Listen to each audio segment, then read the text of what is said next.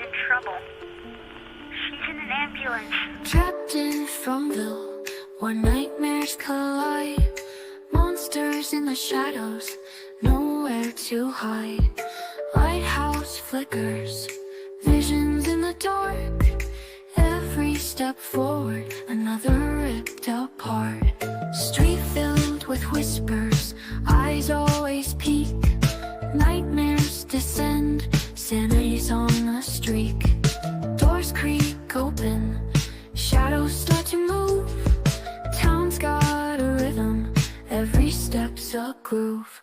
Farmville nights, monsters out to feed. Trapped in visions, fear plants the seed. Lighthouse calls, but escapes a myth. Nightmares wrap around on an endless drift. Screams echo through the misty air. Every corner turned, you find despair. Hope is a phantom, trapped in the gloom. Monsters own the night, sealing your doom. Town's got secrets, buried underground. Every lost soul, here they are found. Cursed by the darkness, can't break free. Vision after vision, haunting memories.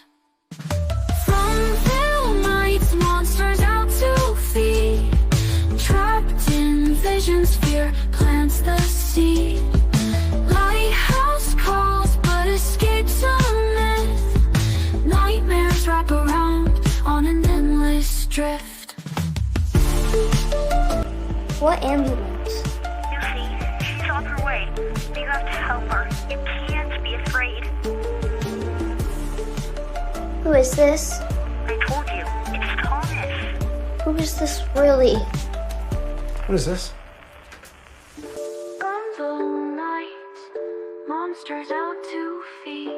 Trapped in visions, fear plants the seed.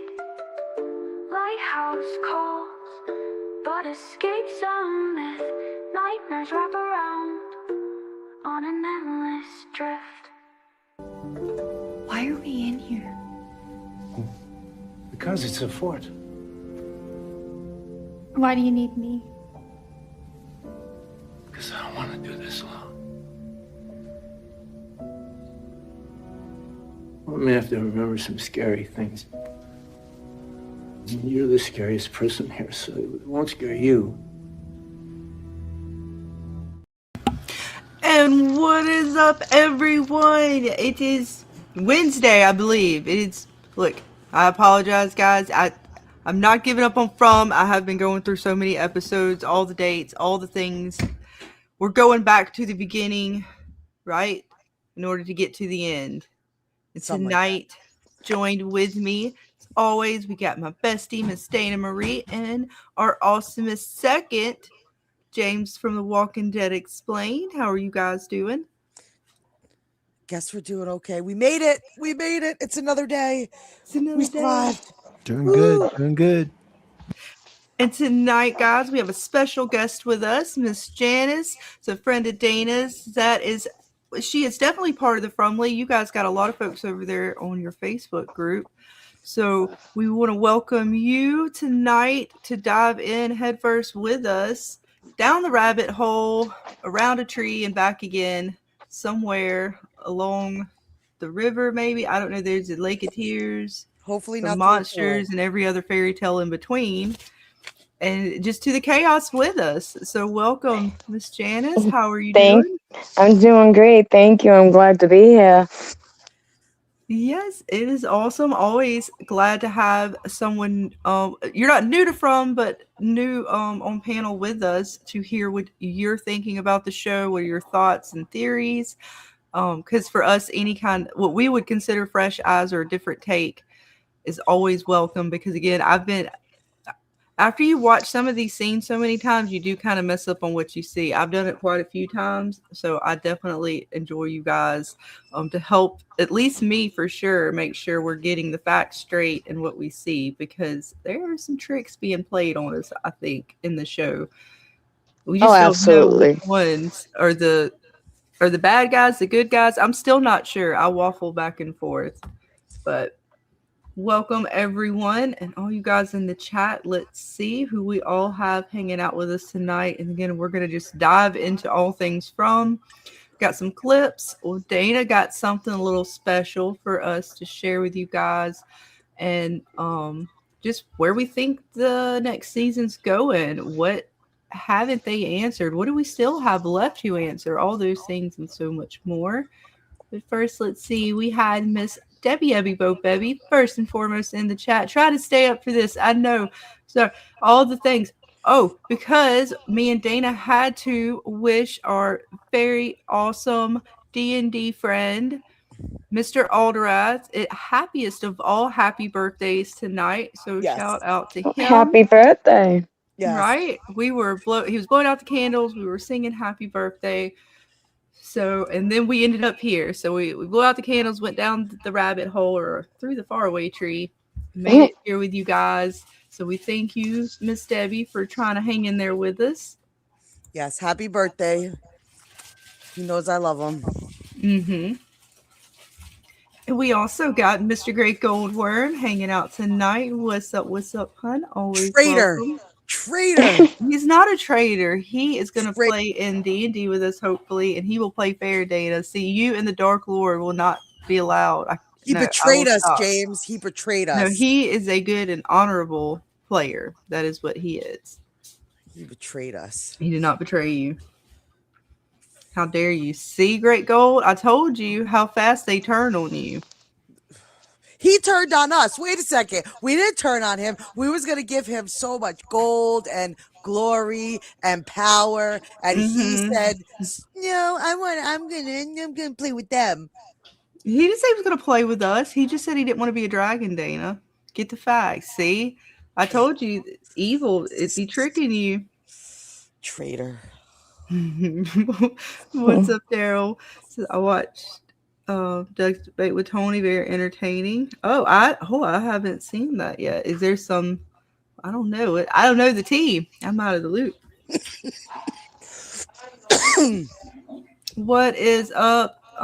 Everything broke down. Welcome. Oh, that's Mr. Baby Clay. Oh, but see, Yes. y'all can't be What's up, changing Clay? your names like that on me. What's up, Baby Clay? Always glad to see you, He hun. pulled a switcheroo on us. Right? I have his new logo for the season, so. Okay. Yeah, did send it because I got the old one. Dang it. It's not the first time I have been tricked by the change in name. All right, let's see who else we got. And of course, you guys always know. You never know what you'll hear in the background. It's still a weeknight, so family is always around. Let's see. Oh, what is up, Miss Teacher? Welcome. Always glad to have you hanging out, and I think we might be having you on a panel this season coming up. So we look forward to hearing what you think. Oh, and Friday night, guys, everyone is welcome. All of you guys in the chat, anyone is welcome to come hang out and talk some theories with us. And I think that is everybody so far. All right, I'm just going to go ahead and pull up some random screenshots as we just kind of think back to all the things. And I tried to write things down, and I didn't really get too far. I started with, I felt like Jim, back when they were writing on the walls in the house they originally had before it got torn down or collapsed. And I didn't know, what do we know? What do we know now, right? Because he did it way back when. What do we know now? And it got real confusing, Dana. When is this show ever not confusing? Well, because it's like I think we know things, but then what do we really know? This is how I felt as I went through the clips and things, and down the rabbit holes and back. That's the brilliancy. And yeah, that was. I felt that a little bit. A little bit of Jade, when he was getting frustrated. But yeah, we know we have a town of sorts. Is it a town, though? Yeah, we know that the wiring doesn't work appropriately. We know it goes to nowhere. The plugs don't work. And where in the hell does the water come from? Is it a town? Is it real? Is it just an illusion? I mean, it appears to be real. They're touching it. It's not quite Is it uh a I don't want to say made up in the sense of it's like doesn't exist at all. Um but so again, what do we really know? We know they found a settlement. It has 3 stones. It's got some wooden statues, some crops, and a lake. Got a talisman hut. We got some old ruins in and around the quote unquote town that halfway exists, right? Because like the elementary school, it said like elementary high school or something. Like yeah? it couldn't decide That what kind of school it wanted to be. hmm That's all right. All right. And What we got was the words Katie. before the school? What was the? I'm trying to remember what it called it. I forgot exactly how it worded it on there, but it was not quite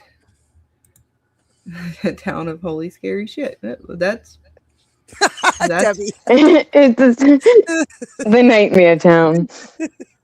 That is the best way to put it. The town of holy shit.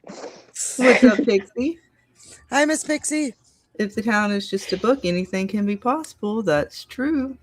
Oh, I'm getting all the tea. I missed all the tea. Dang it.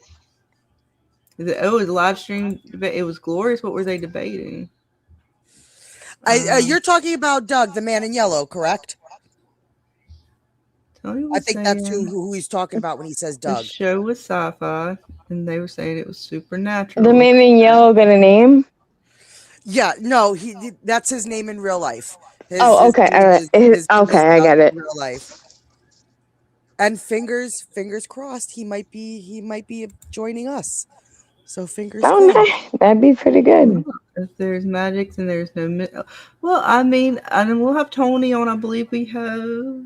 Yes, he will be joining us for the premiere. So, and I'm sure we'll all have our thoughts on that. I mean, I know where I stand, and I think I have had that as my main sort of theory to a degree. I mean, the science, I can see science to a degree being used too, mostly because there are some things in science that get a little far out there, in my opinion, that it borders on magical because it's hard for us to understand.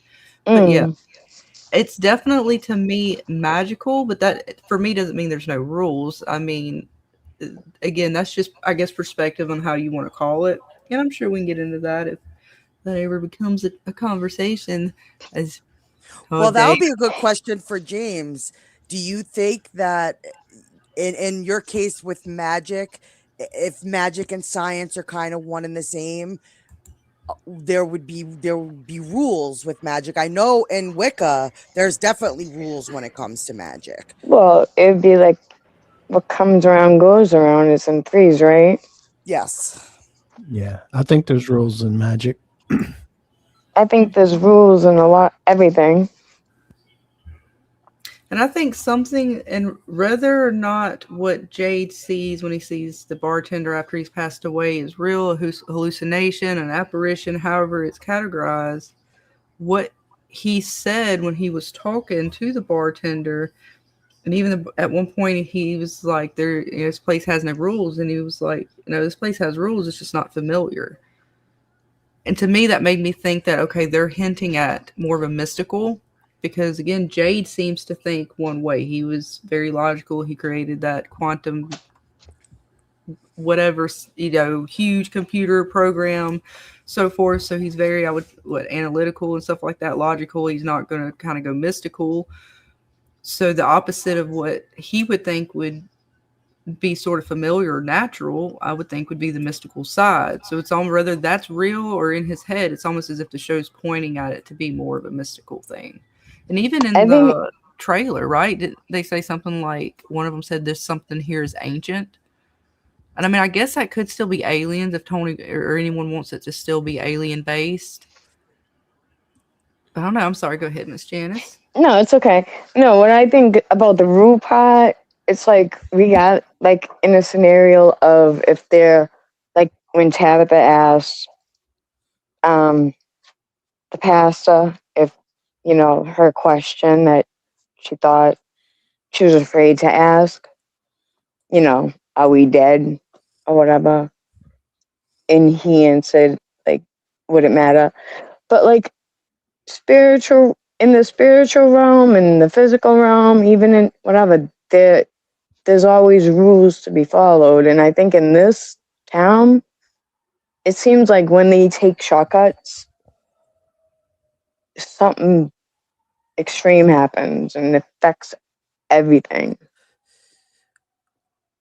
Almost Right. like the town's pushing back in a sense. Right.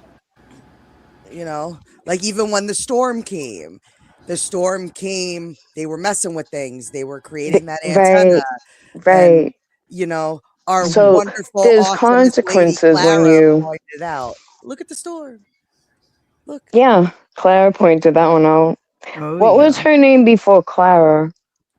That's the only name I think we Yeah, have. that's the only name I know she goes by is Clara. Okay. But there's a lot of bits to go back and look at because, again, just trying to figure out like how all the things that we do know connect: the caves, the lighthouse, and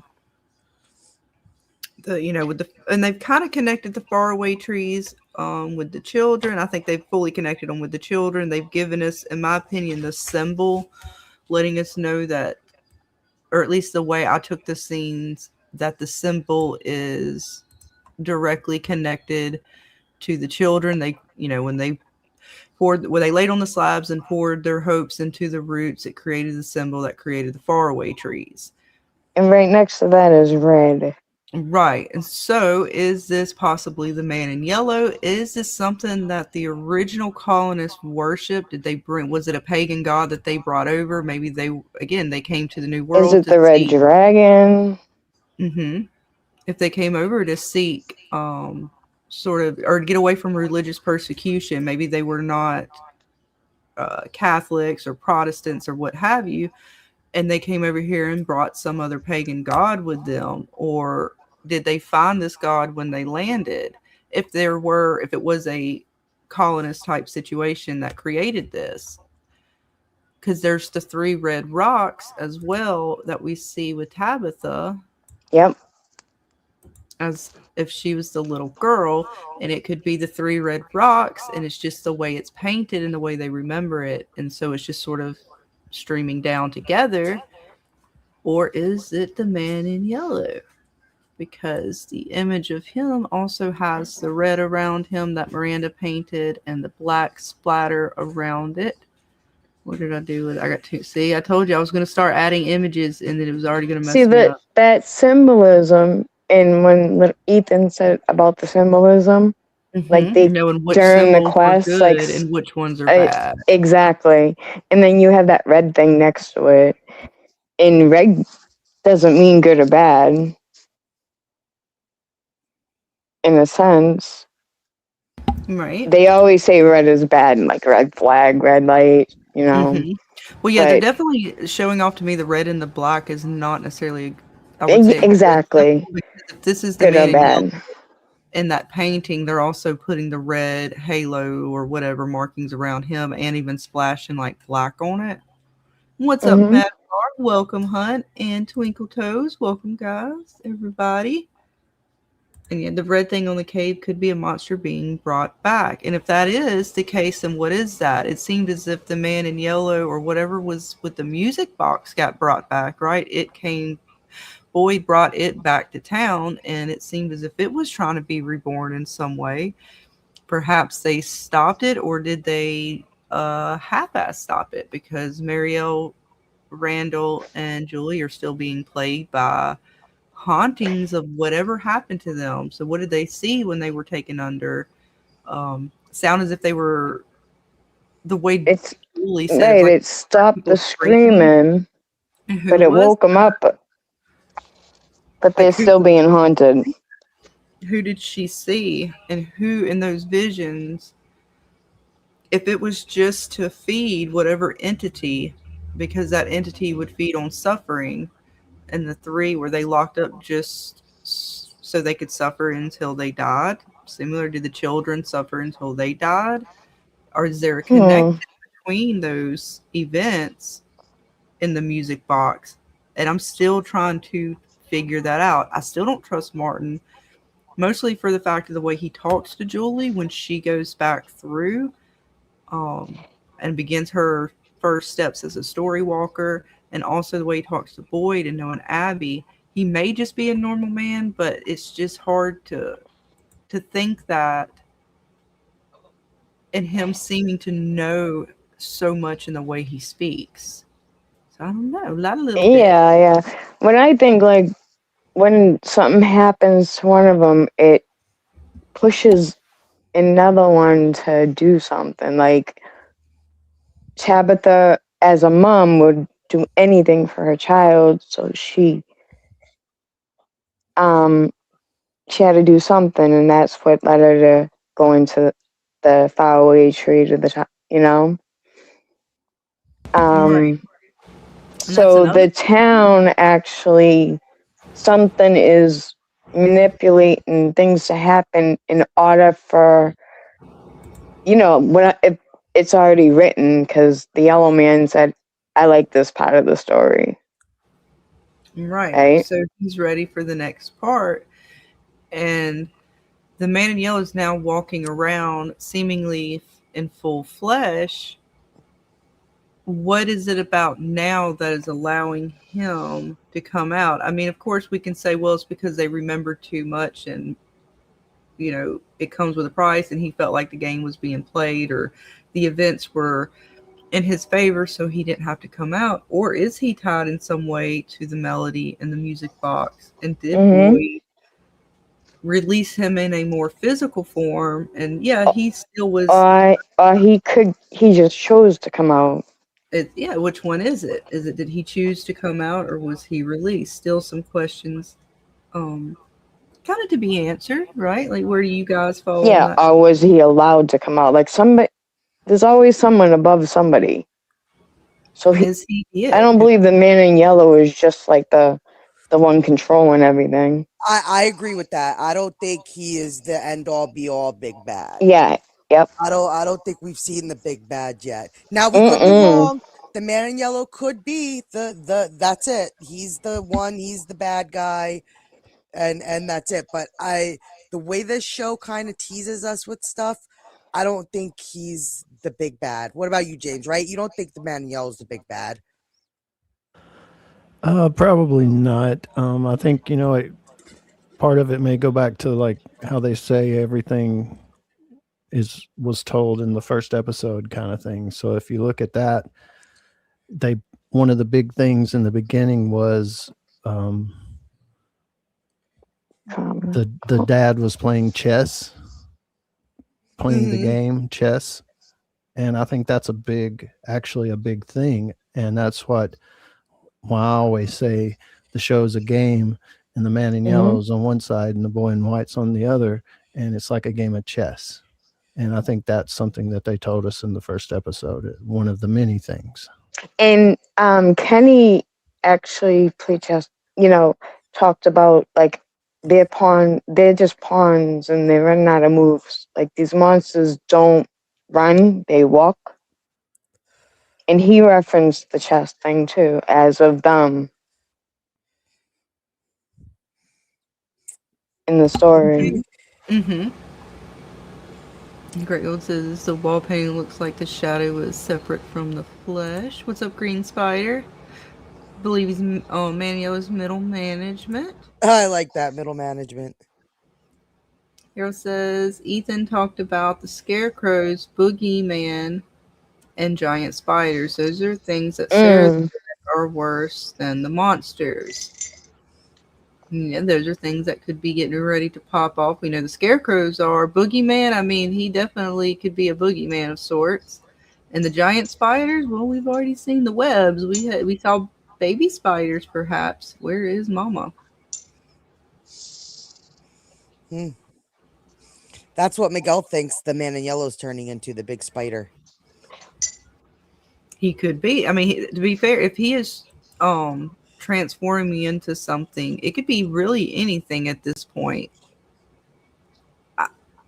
he could be turning any kind of creature, because we saw like what image of some kind of tick-looking creature. The spider. There's I don't know where the scarecrows are going to come in at. We got other little ghosts popping around, and if he was the voice on the radio, and if he is possibly a voice or playing as Thomas, talking to Ethan and Jim, then that means if he can change his voice, if that's true, because the voice on the radio is not completely the same voice that he is in when they actually reveal him now, not the same actor, what have you, the voice is not the same. So if they're implying that his voice can change and he can possibly shift, then that opens up so many other possibilities of what he could be. And I still think he's tied to the music box in some way, and he's possibly what Father Cautry, the bartender, because I'm not mistaken, they did not pop up until after Boyd came back with whatever he got from the dungeons from Martin. For some reason, I always connected Boyd to the man in yellow. Could be a reincarnation version, perhaps because of the yellow jacket. But so the Boyd thing on the was wall, caught in the web. going back to the first episode again, the flight of the Cromonocle, which I think a lot of it's based on, we just don't fully understand how, or the connections.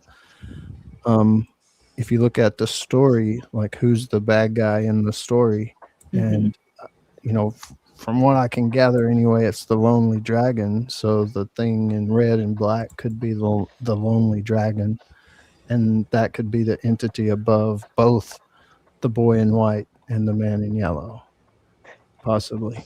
The Lonely Dragon, right? The one character that kind of stands out or connects to that is the mother. Miranda. No, Kenny's mom. Oh, because she lost her husband. She was yeah. wearing red. And in the story, the dragon gave the Cromonocle a puzzle, right? We'll see what I'm a piece of the is that the Cromonocle is like, it's the story that Ethan knows. Yeah.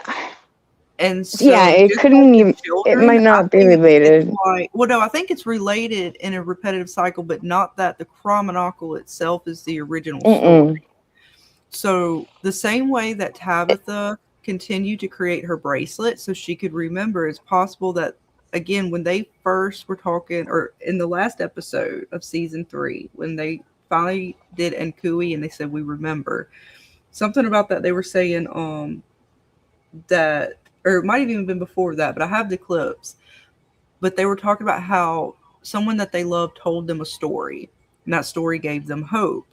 So just like Ethan's story that they're telling him about the Cromonocle in order to get him to have hope that they're on this quest, that they can make it through this, it might be similar to why we see the things that we see in Prom. If some of these apparitions or whatever things that they're going to come in contact with are based off of the children's hope in the story that was told to them, just like their imaginations, and that they were telling them to go to the tower to save the children. The tower's a lighthouse. It wasn't a tower like a castle. It was a lighthouse. But as children in a story that was told to them, it could be something like that. And that therefore it's repeating again, and they're saying it through the Cromonocle because now it's this generation, I guess. I don't know. Or is it a direct reference to what's going on? Because that story wasn't, the Cromonocle's not like 1500 story. Right. It's a newer tale. But it could be based off an original story. Just like most nursery rhymes, fairy tales, all those things were based off an original story. Yeah. And so it could be something like that. I don't know. A lot of things. That got me thinking. Right? And again, I'm sorry, I do ramble. No, it's fine. It's fine. I like it. What's up, Miss Vic? Welcome. See what you guys are saying. Well, that's still what makes this show so good, is, and I say this all the time, is the fact that we could sit here and debate and theorize and talk, but we don't know nothing. Mhm. We don't know anything, and everything that we're saying could be totally. They could flip the table on us in season 4, Of and course. everything that we think we know, they just said, "Yeah, you thought you knew that, but we just took that away." So think of something else. Right. Think of Especially something with else. Victor. I mean, I'm taking some of to what he's saying as fact when it came to the children. The conversation that he overheard with the boy in white talking to Christopher, but we don't know how. I mean, I'm assuming that one was accurate, but we already know that he'll accidentally. He's trying to remember because he can't remember, so some of the memories get a little fuzzy, or he mixes it up because even within that memory, he thought it was Jasper, and then he remembered it was the boy in white, just like he forgot his sister. So again, even with his memory, it's like in what he heard, you have to take that with a little bit of, like, what I guess, a grain of salt to a Yeah. degree. A lot of different things. Eloise. Yeah, do you hmm, what Janice, do you think Eloise could possibly still be alive? it's possible at the end of the series when when Tabitha had the vision or of Miranda. Miranda was, how like the little girl chased after her. Hmm. Mhm. The little girl wasn't even near her or in view when Tabitha had that vision. And when Victor, you know, that he went back and was like, "This is where my mom's buried," and then his sister, there was not much of her, and the face was scribbled out, kind of. Hmm. It seems like maybe it's possible. It's still possible. The only thing that we have, again, is Victor having the grave marker and him saying, I guess he found parts of her. I can't remember exactly how he phrased it when he was talking to his dad, but he had the grave marker for his mom and his sister. So, other than what Victor has told us, we haven't seen the death of his sister like we've seen through Tabitha, the um the death of Victor's mom, Miranda. So it has not been, as some would say, 100% confirmed where Eloise is. I know, Dana, you've got some good thoughts on where she's been hanging out, if she's been hanging around. Well, that's just, it's like, okay, from there's only but so many places you could go, right? It's Right. like there's it's not, it's big, but there's still only a few places. So if she were hiding anywhere, and if there was a deal made, like I really think that this place, the deal that the townsfolk made with the children, is not the first deal to be struck here. I think Hmm. that is just one in a plethora. So, what if Christopher made some kind of deal in the end, and in the deal, it was, Victor and Eloise got spared because we see Victor survive in a town of monsters for how many years as a child? That's not easy to do. So, Right. what if the deal was made, like, okay, Christopher's like, I'll join your side, go with you, whatever what kind of deal one would make, and in turn they're not allowed to harm Victor or Eloise. That would allow Eloise to hide in the tunnels unscathed, because if the monsters can't touch her, then she could possibly have survived in the tunnels this entire time, just as much as Victor survived roaming around up topside, so to speak. Right. Yes. So I- I don't know. That's possible. You never know. So many That's why possibilities. I'm saying she could be walking around in plain sight. Hell yeah, she sure could be. And some even associated her with being Clara, which I was Yep. like, you never know. Never know. And that was the tea party. I mean, that was a fun time for Victor. I mean, they had Mama Scarf down there, which is, again, you know, sort of questions that they haven't truly answered. It's almost like they hint at it, I believe, this season when it kind of reveals that Victor did not bury the bodies, but he took items that meant something to the people, and he buried them. And then we have the monsters, all, and the boy in white told him to do that. And then we have the monsters who seemingly have Christopher's doll. They have Miranda's scarf, along with, so they were taking things that were possibly precious to the townspeople as well, and maybe not burying them, but putting them underground. So again, what is that connection? Why does it seem like the boy in white and the things that he says to do have a connection with perhaps things that end up happening to the town as well? Rather, like, it's kind of similar to what the monsters are doing. The boy in white, of course, in trying to possibly save Sarah and Boyd when they were out in the forest, sent them through the faraway tree, and then Boyd ends up in a hole in a dungeon. I thought it was like a chimney.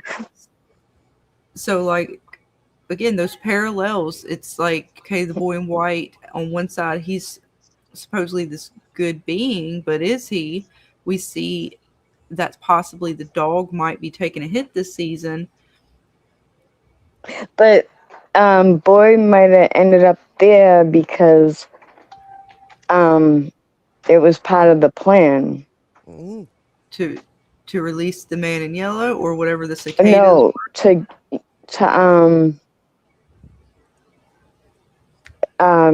The chain guy, the Marine. Martin? Well, see, Martin. Well, see, I think Martin might be the man in yellow. I think he was trapped there to a degree. I'm not completely sure how it works, but I have like each version of him.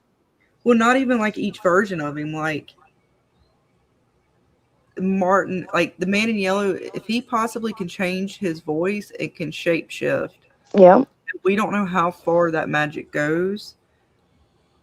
Part of me thinks he might, in some way, somewhere down the line, got trapped in some form, and he wanted to be released. And the nursery rhyme or the lullaby it's like, it's not so much a curse, but it's a curse on him. It's a tale about him and him coming and what he brings. And the fact that there's a point when the phone rings in Kenny's dream, and I actually have the clips of the radio when Jim gets what appears to be the man in yellow now, or possibly talking to him. The phone call that Kenny gets in his nightmare with the nursery rhyme or the lullaby, the ones that Jim and Ethan get from Ghost Thomas, all those to me I think are part of the man in yellow. And then it's like, otherwise I can't figure out what the connection is though with the 3 being taken, other than there's 3 stones that are at the settlement. The original settlers, again, if they worship some ancient god, that could have been part of what they had to do. If they had to have 3 people taken to suffer, and it fed off of that suffering and then gave them better crops, right? Just like we saw the crops that came because they had a famine, right? Perhaps they had a bad snowstorm. They needed crops. So what did they do? Okay, we'll sacrifice 3 of our best people, and they have to go through all this suffering in order, we got to break them, whatever, in order for this entity to get what it needs. And it's honestly just a theory because I don't know. It's just so weird that they have all this stuff with this melody they have not explained yet. And Marielle and them are still getting messed with. It didn't go away. And the man in yellow is still walking around in the flesh now. Not to mention all the weird things that they saw with Father Cawtree and the bartender. All those things popped up after the melody. So I don't know. And it's probably not true. I'm probably so far off. It's not even funny. But that's just no one here is free. Mm-hmm. Here they come. They come for 3. Unless you stop the melody, and that's when the music. The melody. But it's not gone. Not truly. Not fully. No, not fully. Fuckery. It's But all it's fuckery fuckery. because We need our everybody fuckery knows clip, it. Scarlett. Where's our fuckery? Oh, I got bullshit. Or which one do you want? The other fuckery one? The one with the bagel? What did I do with the bagel?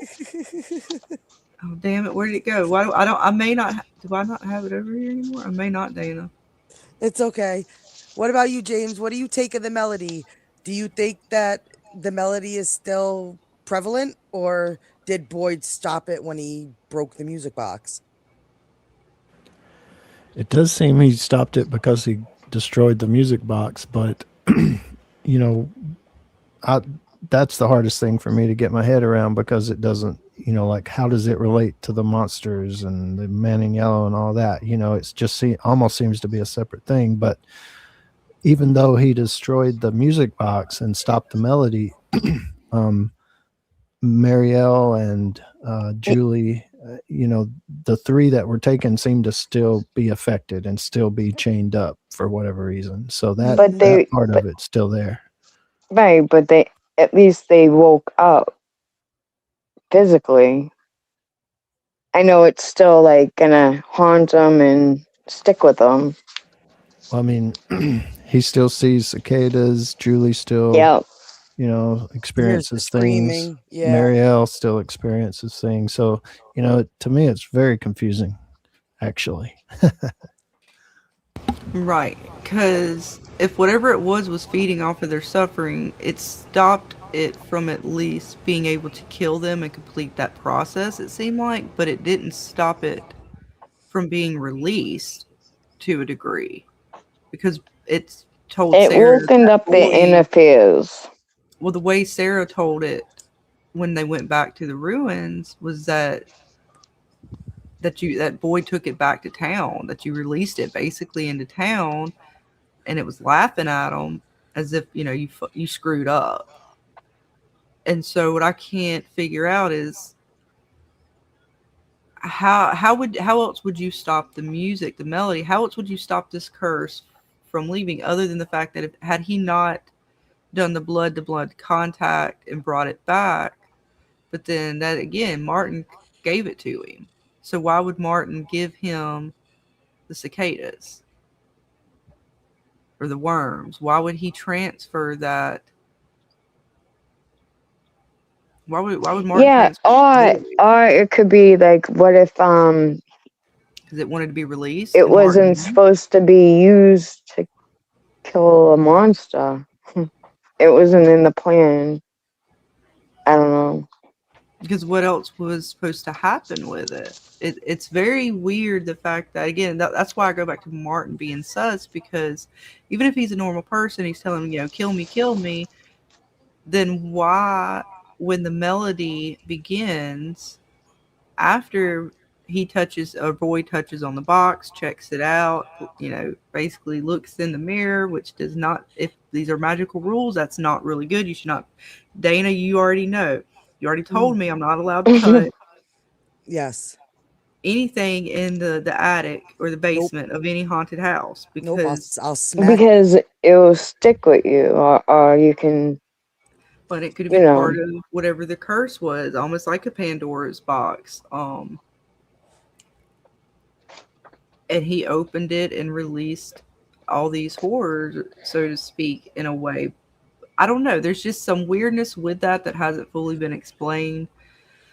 Martin's not fully explained, because the way he kind of implies is if he got there through a faraway tree and got stuck there, not that it got transferred to him. So who transferred this entity to him, and then why did he chain himself up only to give it to Boyd?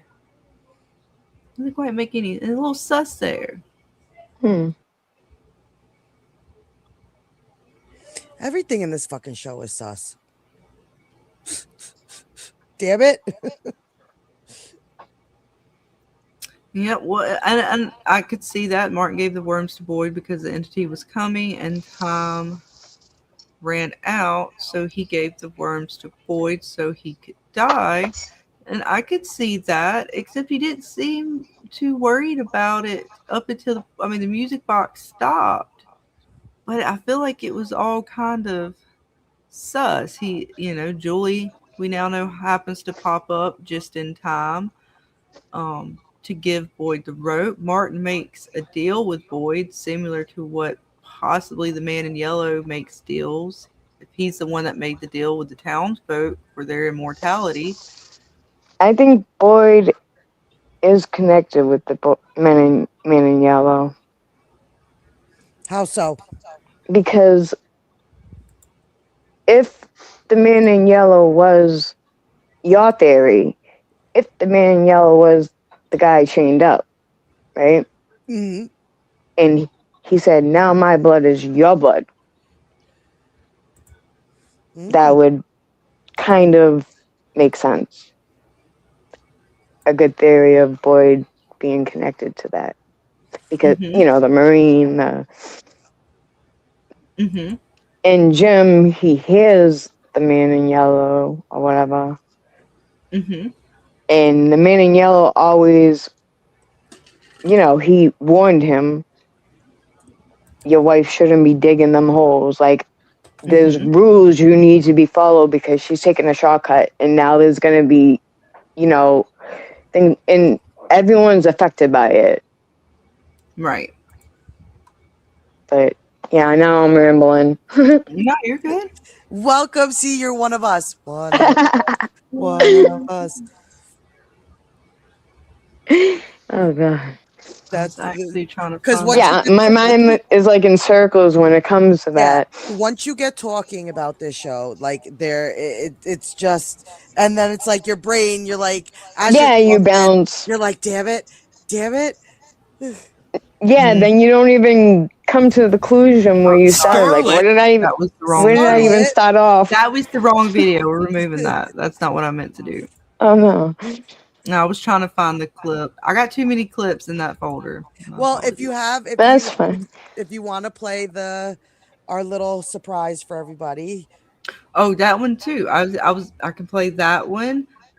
Here, let me just stop sharing those. I got that. I was gonna share the t-shirts again, and then I had some actual episode clips somewhere in one of my folders. So many folders, so many buttons, so much stuff.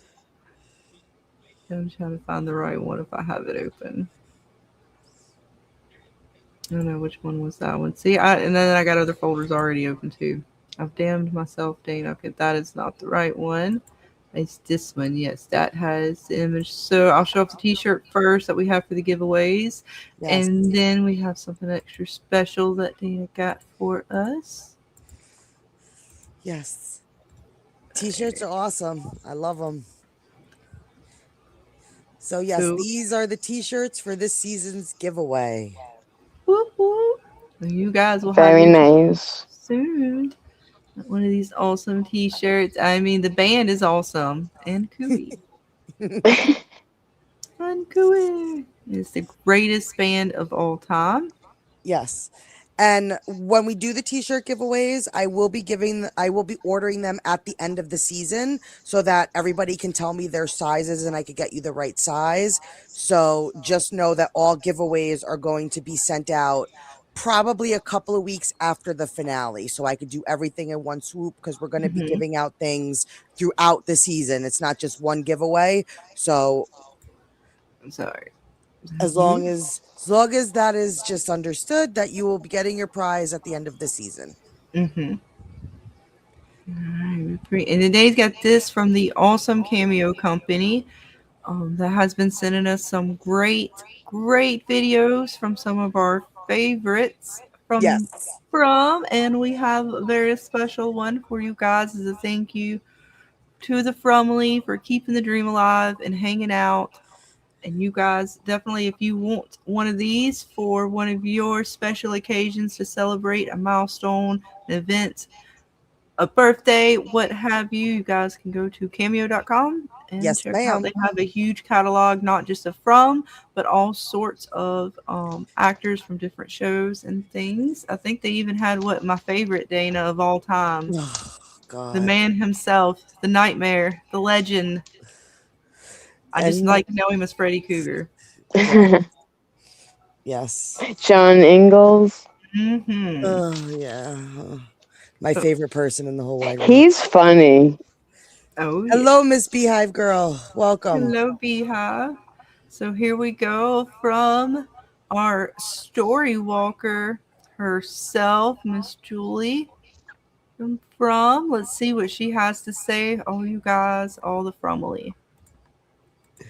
Hey everyone, Hannah Shermy here, Julie Matthews on From. I just want to say I'm so stoked for everyone to see From season 4. Guys, it's going to be so freaking good. I just saw the first couple episodes recently. I am so excited for everyone to see it. It's really like turned up to freaking 100, all right? It's going to be really good. So, yeah, thank you for everyone who is watching along and following along, posting your theories, posting your comments, everything. I love to see it, love to read it. And yeah, Witches Brew with Dana Marie, Scarlett, and James. Thank you guys for all that you do and that you're live streaming the entire season is so cool. So, yeah, I might have to tune into that. Maybe get everyone's reactions and thoughts. That'd be pretty cool. So, anyways, bye guys. Take care. From season 4. Woo! That's great. There you go, guys. How about that? Sweet. You guys ready? Yes, season 4. Here we come. I can't wait.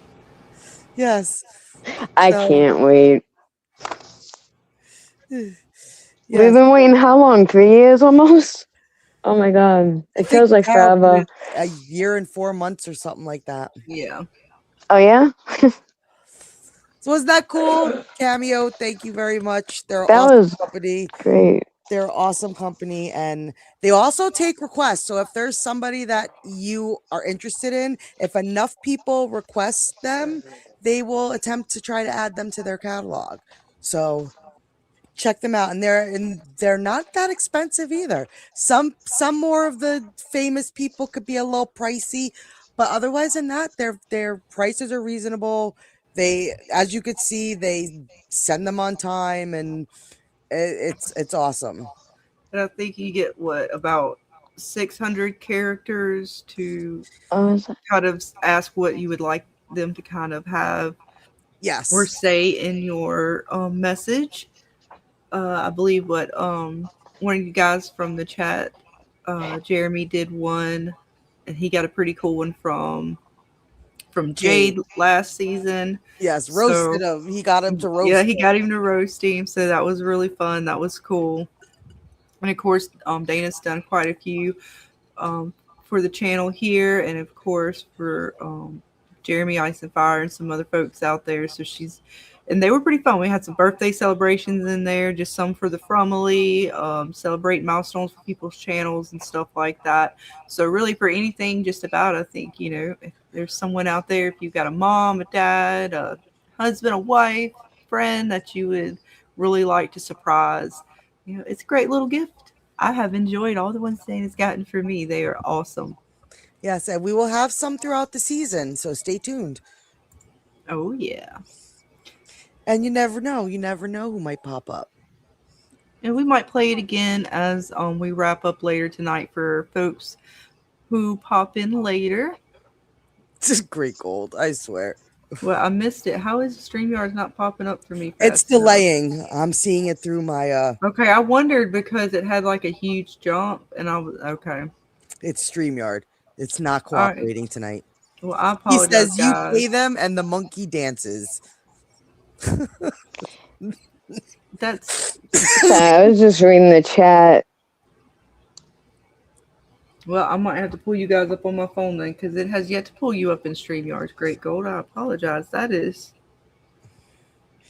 will not do, Dana. I know. I don't know. I thought it was me, and I was like, "Oh, is my internet doing some fuckery again? Do I have to refresh and do all this fucking bullshit?" And then I was just like, "You know what? I give up." So I just pulled it up on my phone. We can't highlight you though, unless Scarlett finds a way to do that. No, it's typical. Well, Dana, there you go. We said we would have to have something before we started, otherwise it wouldn't be a normal night. See, James, it's all that AI talk. I'm telling you, they're watching us. What did y'all do?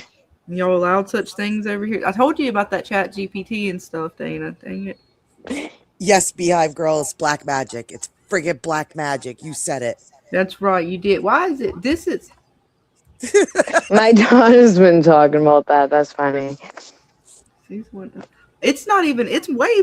Oh my god. Yeah. Oh, It's that's way behind. that's horrible. Well, I apologize, guys.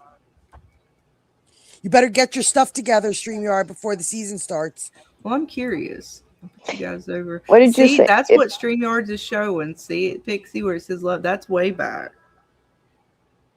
Okay, I apologize. I'm derailing myself now because of the fuckery. I know I clicked on the comment thing just to see because Well, you won't I be didn't able see to 'em. do it necessarily in here. It's just I just like Daryl's comment Which one? You can say it if you see from it. season 3. Julie's favorite episode was episode 2, and that was his same. Hey, Julie was sweet. Yeah. Right? Wasn't that a good cameo, James? It Yeah. was good. Absolutely.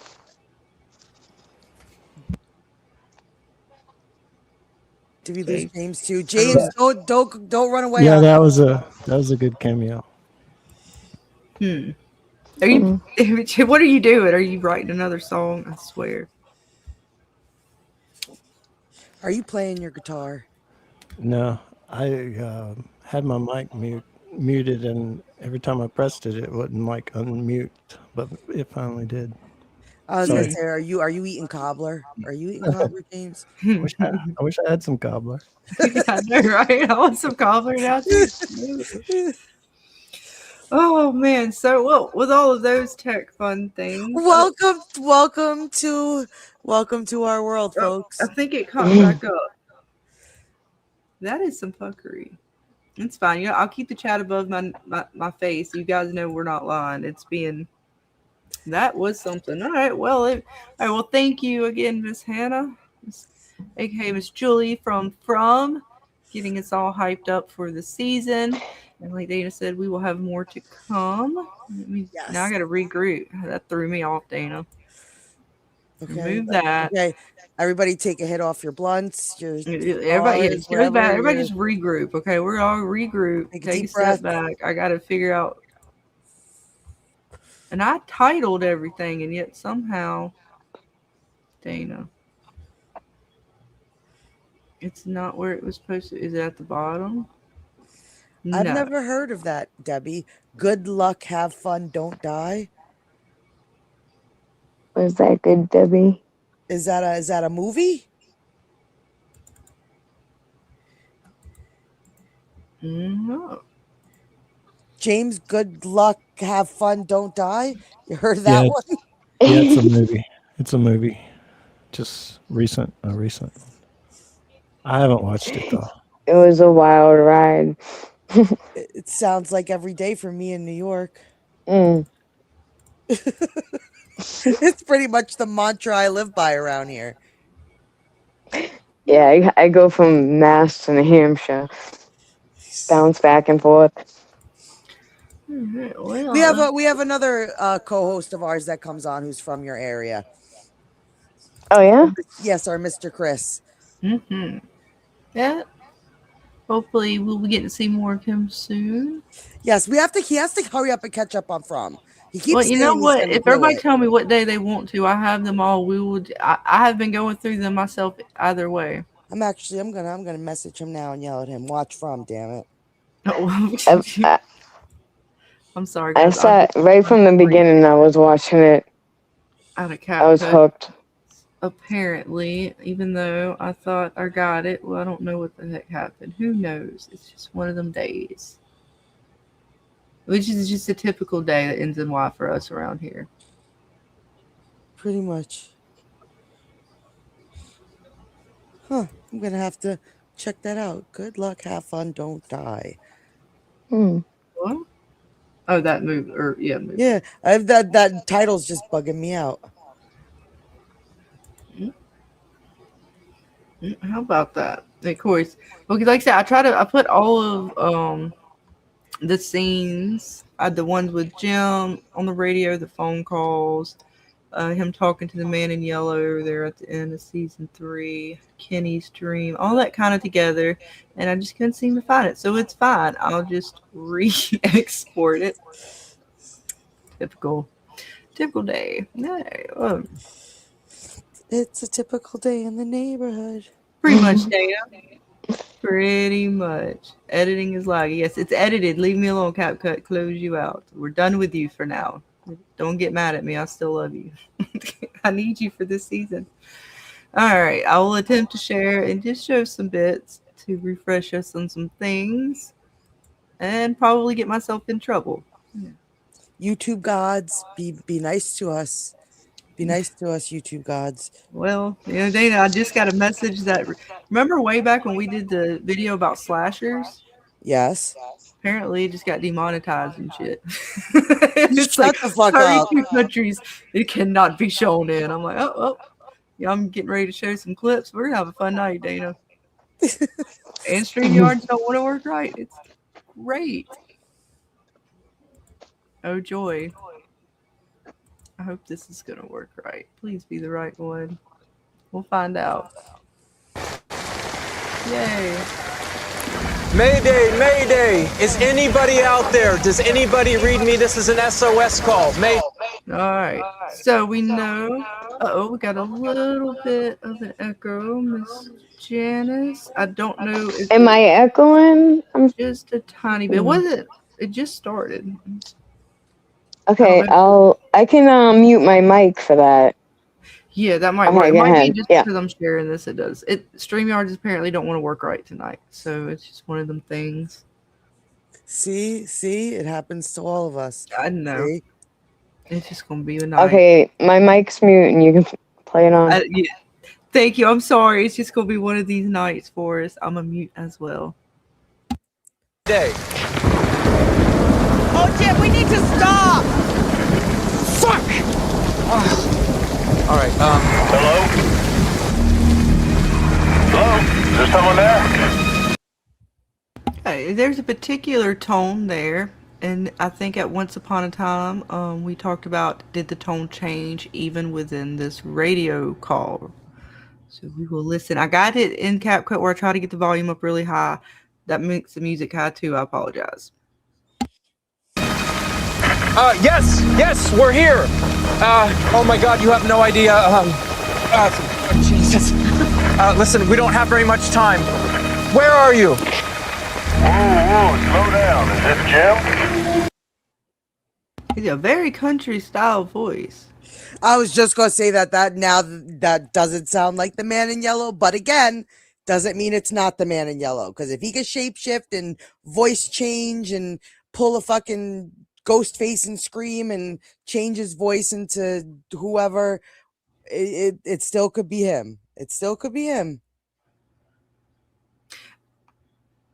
And Janice, you can unmute if you want to for a minute. What do you think so far? Like, if you were just listening to the voices, it sounded like, to me, it sounded like Kristoff. Do you think this was always the man in yellow, or do you think this is one of the monsters? And like maybe the man in yellow just is aware of what's been said. Kind of how the monsters told Boyd, like you said, we can't break you. Right. Mm-hmm. The voice change, like if I listen to a voice, I always picture like what they look like or whatever, and it's totally opposite. But did Christopher ever talk during the scenes? Because it just, in my mind, I just see Christopher or Kristoff. We don't ever really hear his clear voice. We hear a muffled sound when Victor's remembering him talking to the boy in white. So we don't get to fully hear what his voice sounds like, but we do hear him like that kind of muffled talk. I don't believe he's ever talked in any scenes that we've seen him in. Did he talk? Jade was making a bottle tree and he was up on a ladder. No, he didn't. He never talked during that scene. The only scene that I believe we have him talking is when Victor is remembering the conversation between him and the boy in white, and you hear that muffled. Yeah, what's up? But the man in yellow did say, "I told you your wife shouldn't have been digging them holes," and then They Yes, told so Jim. that tells us that it was the man in yellow, but again, it wasn't the same actor. But that could easily be explained, because if he's a magical being and he can transform and switch and change and whatever, it doesn't matter whether that was his voice or not. He confirmed that I told you your wife shouldn't have been digging that hole. So that confirmed that that was his voice on the radio. At least that's how I took it. No, I hear. Yep. I know people like to say stuff, so I'm just telling you how I took it. Right.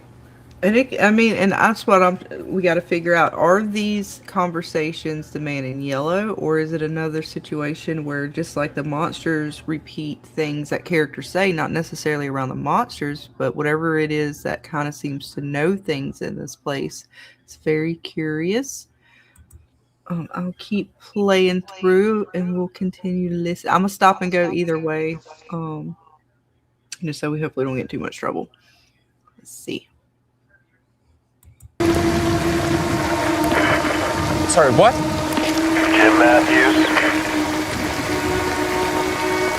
Who is this? Your wife shouldn't be digging that hole, Jim.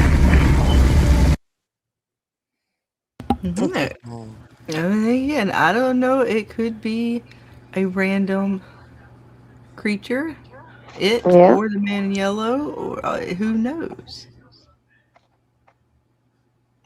And I'm curious because if Martin is the man in yellow and he's somewhat trapped, the only thing I can think of is the fact that Jim talks about the radio signals and how they can reach places that we can't. And then they talked about the faraway trees, or Martin talked about the faraway trees too, I think, and how they can kind of take you all over the place. So maybe their radio signal was able to do what faraway trees do in a way, and they tapped into the man in yellow if he is in the caves, or not the caves, the dungeon. That's just where my brain goes. But we'll see. We'll keep listening to some more bits. Let's see. I feel like they're in like a controlled room watch, kind of like the movie with Jim Carrey. Mm-hmm. Oh, what was that movie? I know which one you're talking about. I can't think of the name now, but I'm Truman. where he was Truman. Thank you, Yeah, James. Truman. Sorry, I'm a little stoned right now. Great Gold. You know what? So far though, we ain't done too bad. So maybe we're doing the right thing. You never know. What's up, Manicore? If I didn't say hey, and as you guys can, well, I took it down, but yeah. Sometimes StreamYards don't work correctly tonight, apparently. Don't be so paranoid. Look, you'd be surprised, man. We've gotten hit before. Not a strike, but they'll straight take my stream down and tell me no go. Remember Yellow Jackets, Dana? Oh, yeah.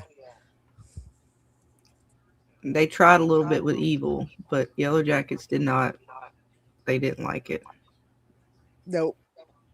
All right, let's keep listening. And again, I don't know how late we'll go tonight since we started a little late. Just wanted to get some more bits in. And we'll definitely come back Friday night to talk some more. So let's see what else we got here. Watch my kids. Watch my kids!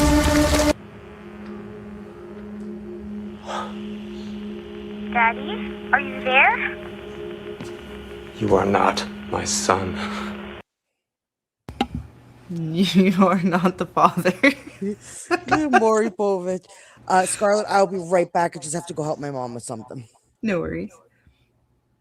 But here we go. So again, after the dust has settled from the music box, so to speak, and Tabitha has gone off to what was it, Maine.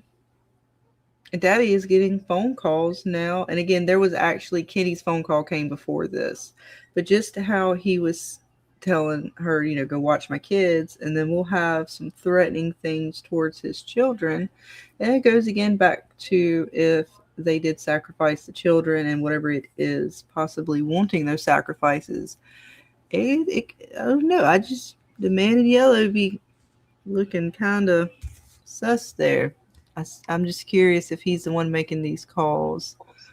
Um, what do you guys think? Do you think it's the man in yellow, or is it something above him that is doing this level of harassment? What do you think, Miss Janice? I think the man in yellow actually could be a lot of them in one. Mm-hmm. I don't know if that scenario, like he changed his voice, like because the man in yellow that came and said, "I told you you shouldn't have been digging. Your wife shouldn't have been digging them holes," at the end of season 3, was not the same voice on that whatever the the radio thing. Yeah, the radio. Thank you.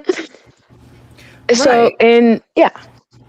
So the question is, are these voices all the man in yellow, or similar in season 3 when they let the animals out in the barn and they went after Boyd and Tian Chen? They told Boyd something like, you said we wouldn't break you or something like that, reminiscent of what he said in the woods with Sarah. So again, are these voices the monsters in some form, or is it the man in yellow? Again, all you guys in the chat, let us know what your thoughts are on these voices. James, what are some of your thoughts? Yeah, it seems like I'm not sure if the voices in Sarah's head are good or bad. If all of the voices on the phone and such are all the man in yellow, is any of it the other side of the game? Stuff like that. But like Jenna said, the control room, like the Truman Show, it's definitely something like that because they know all, they see all, they hear all. It's like the candy bar with Father Kotri. Sarah drew the logo on the candy bar that Father Kotri knew no one but him ever saw that. So it's like, either the monsters, the man in yellow, the boy in white, it seems like they all know everything all the time. I mean, even stuff from the real world sometimes or something in the past. It's just crazy. So I don't know. Right. It's definitely crazy, and I'm sorry. What is up, Billy? And any of you guys, StreamYards is still being crazy because it doesn't even show Billy up. Sorry The about last that, but thing is Mama from Susie Daryl. sends her love to everybody. She says We hello love to you, Mama everybody in the Susie. family. She will be back soon. Yes, we hope she is doing better and has some good recovery, some good downtime. I know it was a lot on her. She's a pirate now. She is. Well, she was supposed to have it done Monday. They switched her appointment to today, and she wore her From shirt. And nobody understood what her shirt was. So she was explaining to everybody about the TV show. Oh my God, I can only imagine what they were thinking. And she goes, I talk about it on the radio. Oh, that's funny. So yeah, guys, StreamYard is still being a butt, so I apologize. But yes, Manicore. Oh, and Billy, congratulations on your launch tonight. I was there for a little bit, but I had to take care of some other business. We had to do some birthday stuff and things. But this weekend I'm going to attempt to do a stream possibly. And if you want, I was going to show off the trailer and such. Do you have a wrench, Billy? I believe you do. If you want to drop a link for it now, you can go ahead for your comic book, and it's a launch. So congratulations on that, hun. But I might not be able to click because StreamYards is being difficult tonight, all around. It's just fun. So I'm trying to actually look on my phone at you guys in the chat. I apologize. Pixie, B, Havoc, Great Gold, they're all you guys. I apologize. Yeah, the guy on the radio is the man in yellow. Says Beehive. Let's see, Daryl was saying, I did try to warn you, your wife shouldn't have dug that hole, Jim. The show could not spell it out anymore that he was on the radio. So, with that being said, if that's him on the radio, do we believe then that this phone conversation here is possibly the man in yellow too? Or are we just supposed to know that slight voice difference, because it's when Jim talks to the man in yellow, if that is him and the voice on the radio, it is still a man's voice, a grown adult male's voice. And although it has a certain cowboyish twang to it, doesn't mean that the man in yellow couldn't have just been messing with his voice a little bit, and that the voice that this voice here with the child is not the man in yellow, that this is some other entity or something messing with Jim.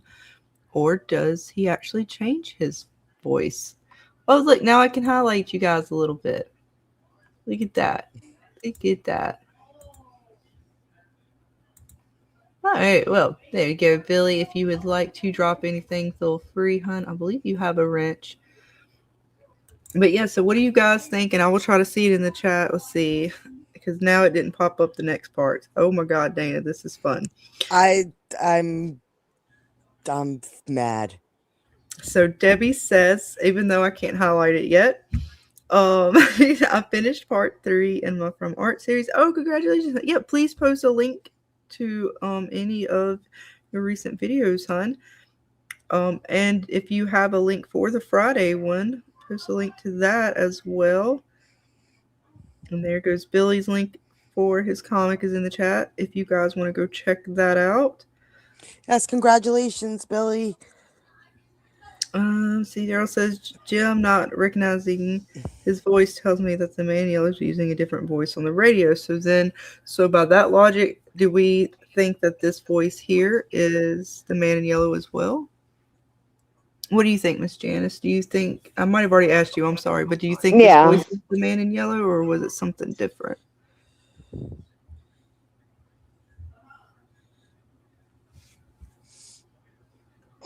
It could be. At this point, I don't know. But the voice is different, and if the man in yellow it's possible. What about you, Dana, James? Do y'all think? I might have already asked you guys, but I'm kind of following where Daryl's been saying. So, you guys think if those two voices are different, but yet the same person, what do we think this one is? I mean, it's so crazy, right? I think I already asked you guys, but I'm stuck on it. That he could pretty much be the one that called Kenny. He could be this person on the phone. And once, if we get real confirmation that he can shapeshift and like throw his voice, even though, yes, we got confirmation that he was able to change his voice talking to Jim on the radio. So I don't know. It could be. Mm-hmm.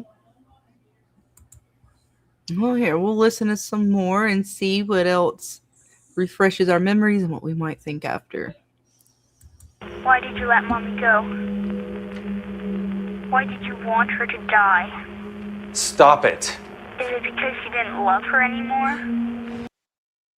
Man, that's some coldness right there, boy. That's like daggers. Yeah, that's fucked up. That's like a demon child. Like, not a child. That's fucked up. That's crazy. We're going to keep listening because that was getting real. What do you want? To help. You need help, Daddy. Stop calling me that. You should be watching Julie and Ethan. Oh, no, he didn't. That's fucked up. Whew. You if a I could bad go through dad. that phone, Dana, I'd be You a ready to bad smack dad. a ghost, a man in yellow. I'm ready. Again, where is my Winchester supernatural book and guide to kick in some supernatural butt? I just get the switch, says Vic. Beehive says that fake Thomas sounds like a nasty little brat, right? Right? Oh, you guys go check out Debbie's playlist. Some Damien Some vibes coming original from that art phone and call. music pieces, and definitely go check out Billy's stuff. He's got a pretty interesting comic book that he's launched. Set after World War III. It's got with some uh I want to Robots say it's and got the robots, the liberal robots. There's the lizard. I don't want to call them lizard people, but a lot of things that when you think of some of those deep theories, even sort of tenfold theories that are out there, there's little bits and pieces of that in there with the Cerna device and some other things, and lots of bits that I don't want to ruin it, but I'm going to talk a little bit more about it this weekend when I'll have the campaign in front of me so I can remember the bits a little bit better because my brain is so far into From, and trust me, his world is just as intricate. It's got a lot of things going on with it as well. If you guys want to go check that out, his link is in the chat. Or is it the last days or the last days of the Bad Moon?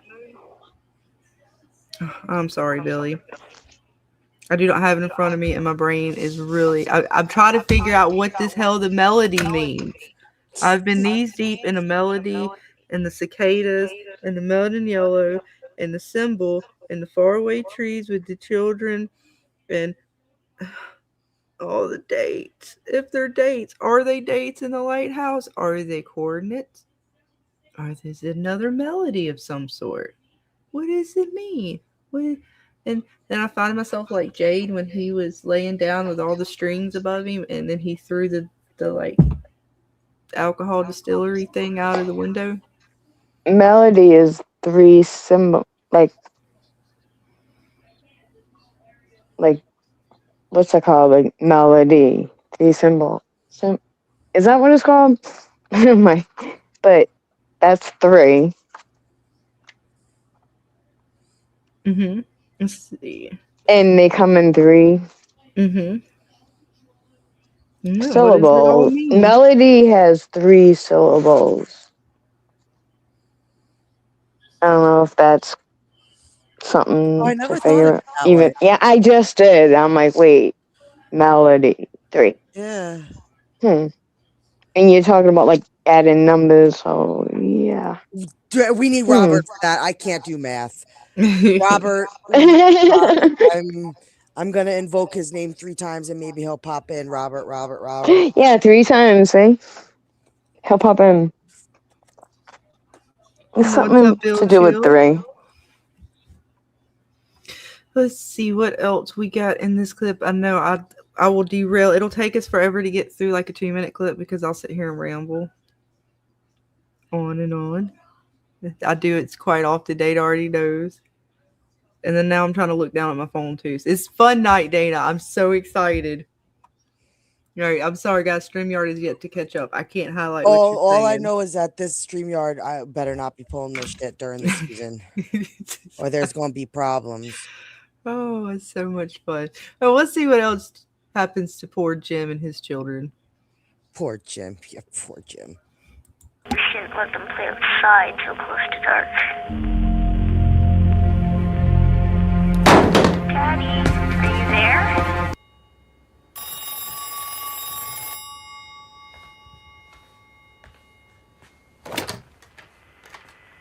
Hello?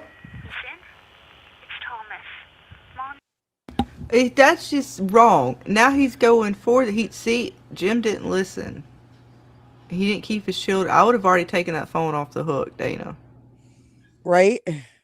It would have been outside. We would have burned it in the middle of town. No. He said no. I'm wondering if the color of the phone has anything to do with something.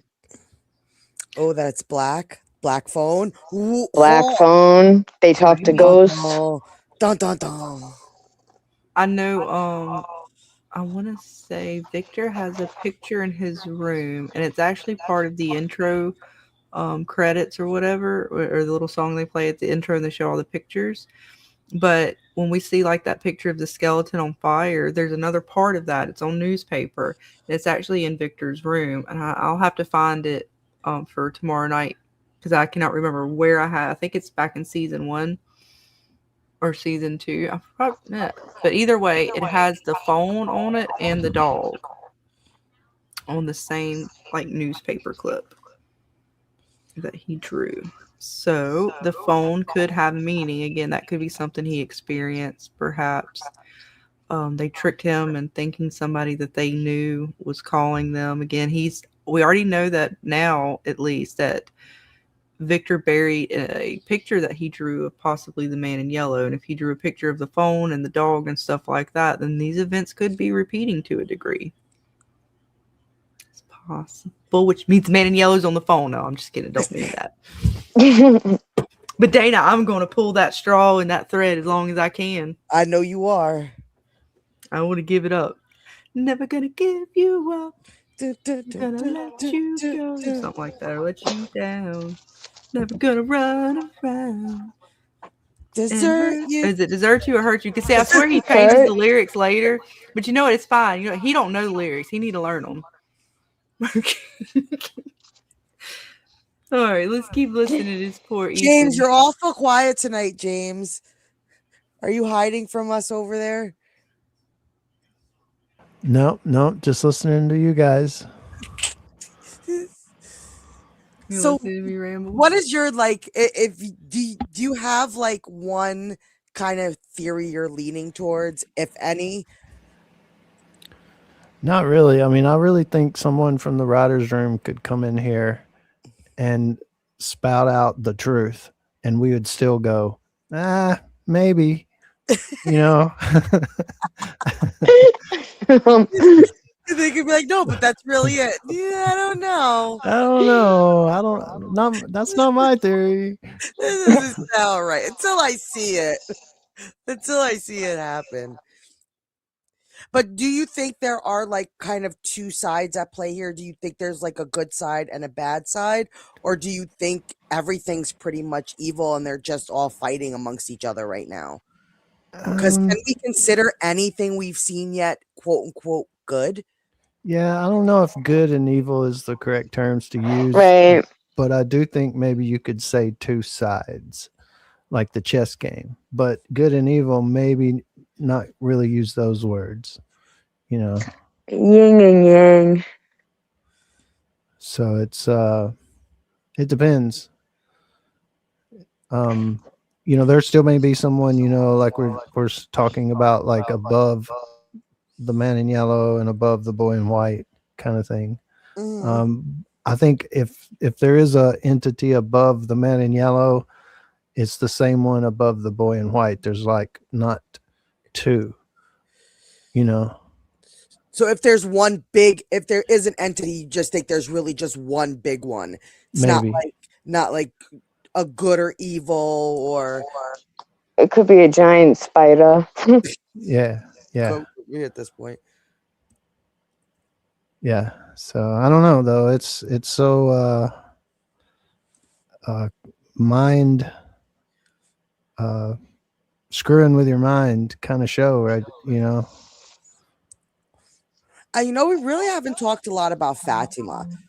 She's poor girl. We can all agree.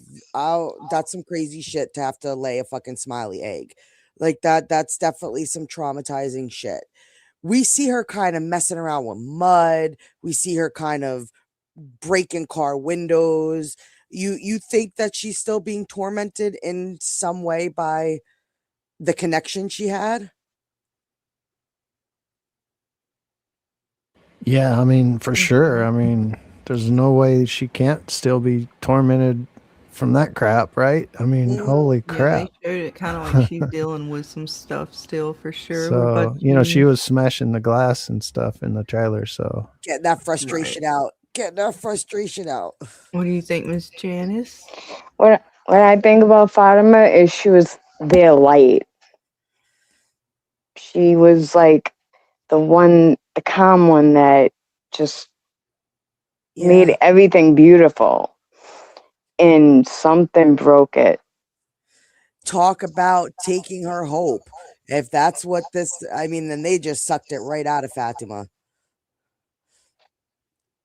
And she married Boyd's son. Now she's part of Boyd. And Boyd goes on talking about, you can't break me, you know. And unfortunately, Fatima was the light that made the place beautiful. One of them. Her perspective was helped a lot of people. She was hope, if you really want to think about it. Like, even the way when Donna gave the speech about her during her like anniversary party or whatever it is, she was like, you bring light to this world. Like, Yes. so for them to snuff that out, I think it like this place ain't fucking around. Like, it was like, we're gonna feed off your hope, and they went right to Fatima. So I think it was more so also why they, because there was other women to choose from if they just needed a womb, right? This place has enough women that anybody, and if it's a magical baby, it could have been friggin' Tilly. To be honest with you, it wouldn't have mattered. It was a magical baby. Fatima couldn't have children, so she was able to give birth. So, but to choose Fatima, I think was so by design. It was so by design to just crush the light that she had. Exactly, but then when it happened, it's like you really think Julie, before she started story walking or whatever that was, she became a light. Yeah, you could say that. Yep. Because she learned from Fatima. Like, yeah, how Fatima seen in the stories of what happened with Fatima's dad and the hell she was in before she ended up in a hellhole. Kind of. Yes. Yeah, Fatima definitely was a light in that place, and taking that light out could be something because they do mention light in dark places. That's what happened at their wedding, and that's what led Boyd back to with the torch to go back to the dungeons. He lit it, the light in dark places, and then even if you think about the lighthouse, it could technically be a light in dark places. There could be that could be a piece somewhere fit in all of the bits for sure. See, Julie did become more positive after spending time with Fatima. Definitely did, that is for sure. But yeah, she got in that compost pile, guys. And she is doing some arts and crafts of some sort. I don't know what it was, if it was the compost pile in the trailer or mud or what she was doing. And then she decided to do one of those like smash rooms. I've always wanted to go to one of those. Well, yeah, and who would blame her? I mean, that's very therapeutical after what My she went daughter through. does that. I want to go smash some shit. And there's some weirdness with her pregnancy, though, just because, like you guys already said, why Fatima, and the fact that when they did the ultrasound, there was no baby there. Because I know we were all like, well, was she already like actually pregnant, and the baby or her original baby got hijacked? Like, how did that happen? And I don't think they fully answered that either. Well, she was pregnant before Smiley was killed, right?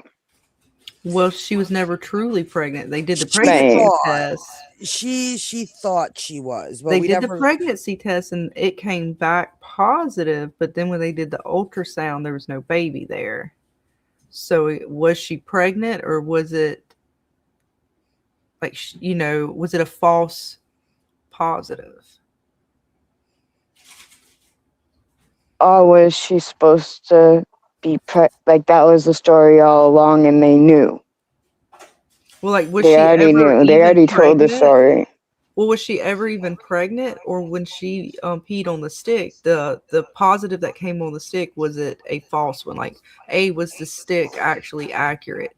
B, there's supposedly the thing where if you feel like you're pregnant as a woman, you can actually pee on a stick and it'll come back positive. That's why you go to the doctor for them to verify that, to make sure it's not just a hormonal thing or something else going on. I don't know how accurate that is, but I've heard that before. So I'm just saying, like, what we still don't fully know with her pregnancy. Was it a actual true pregnancy to begin with, and then they took the baby away and put Smiley in there, or was Smiley always the pregnancy and she was never truly pregnant? I believe she wasn't truly pregnant, and I believe Smiley never died. And this was to break her. So more illusion. Like kill her, like, yes. Well, you know, everyone seen it happen. They probably had the same illusion. Okay. What about you, James? Do you think she was always pregnant? Did they hijack it? Was it always just a mystical baby, not a true pregnancy? If I had to guess, she wasn't pregnant. I know it's about a 50-50 in the family.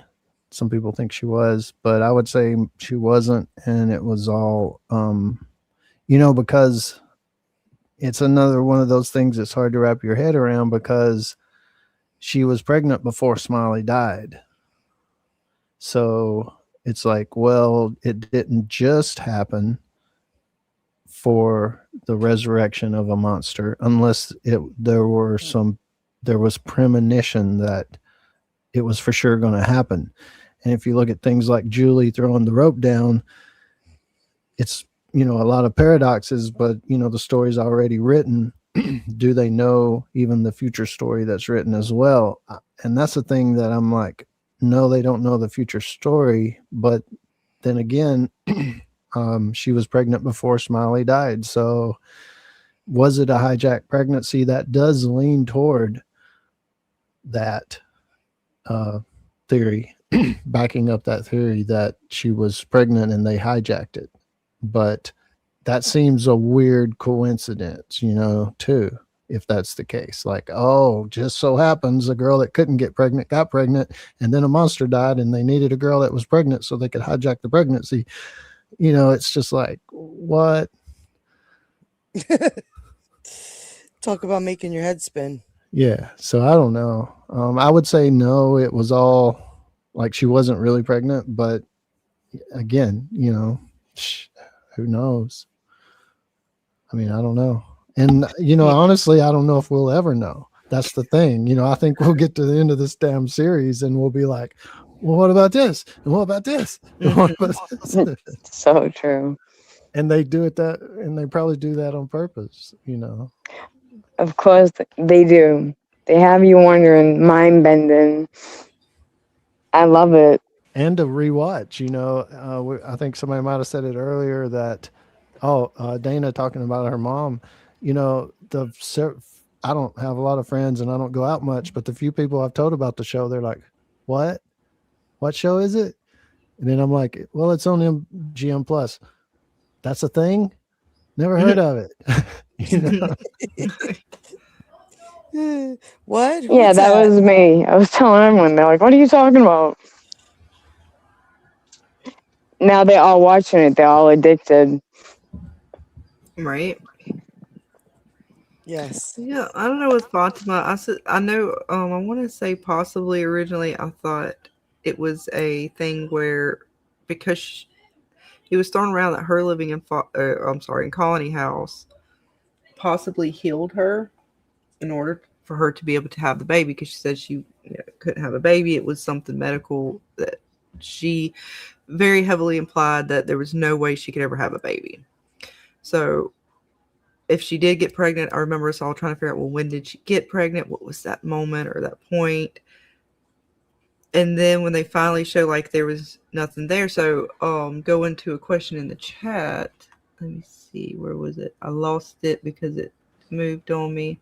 All right, B have a saying, did they ever say that she actually had a pregnancy test or not? And I'm trying to remember because I thought they did.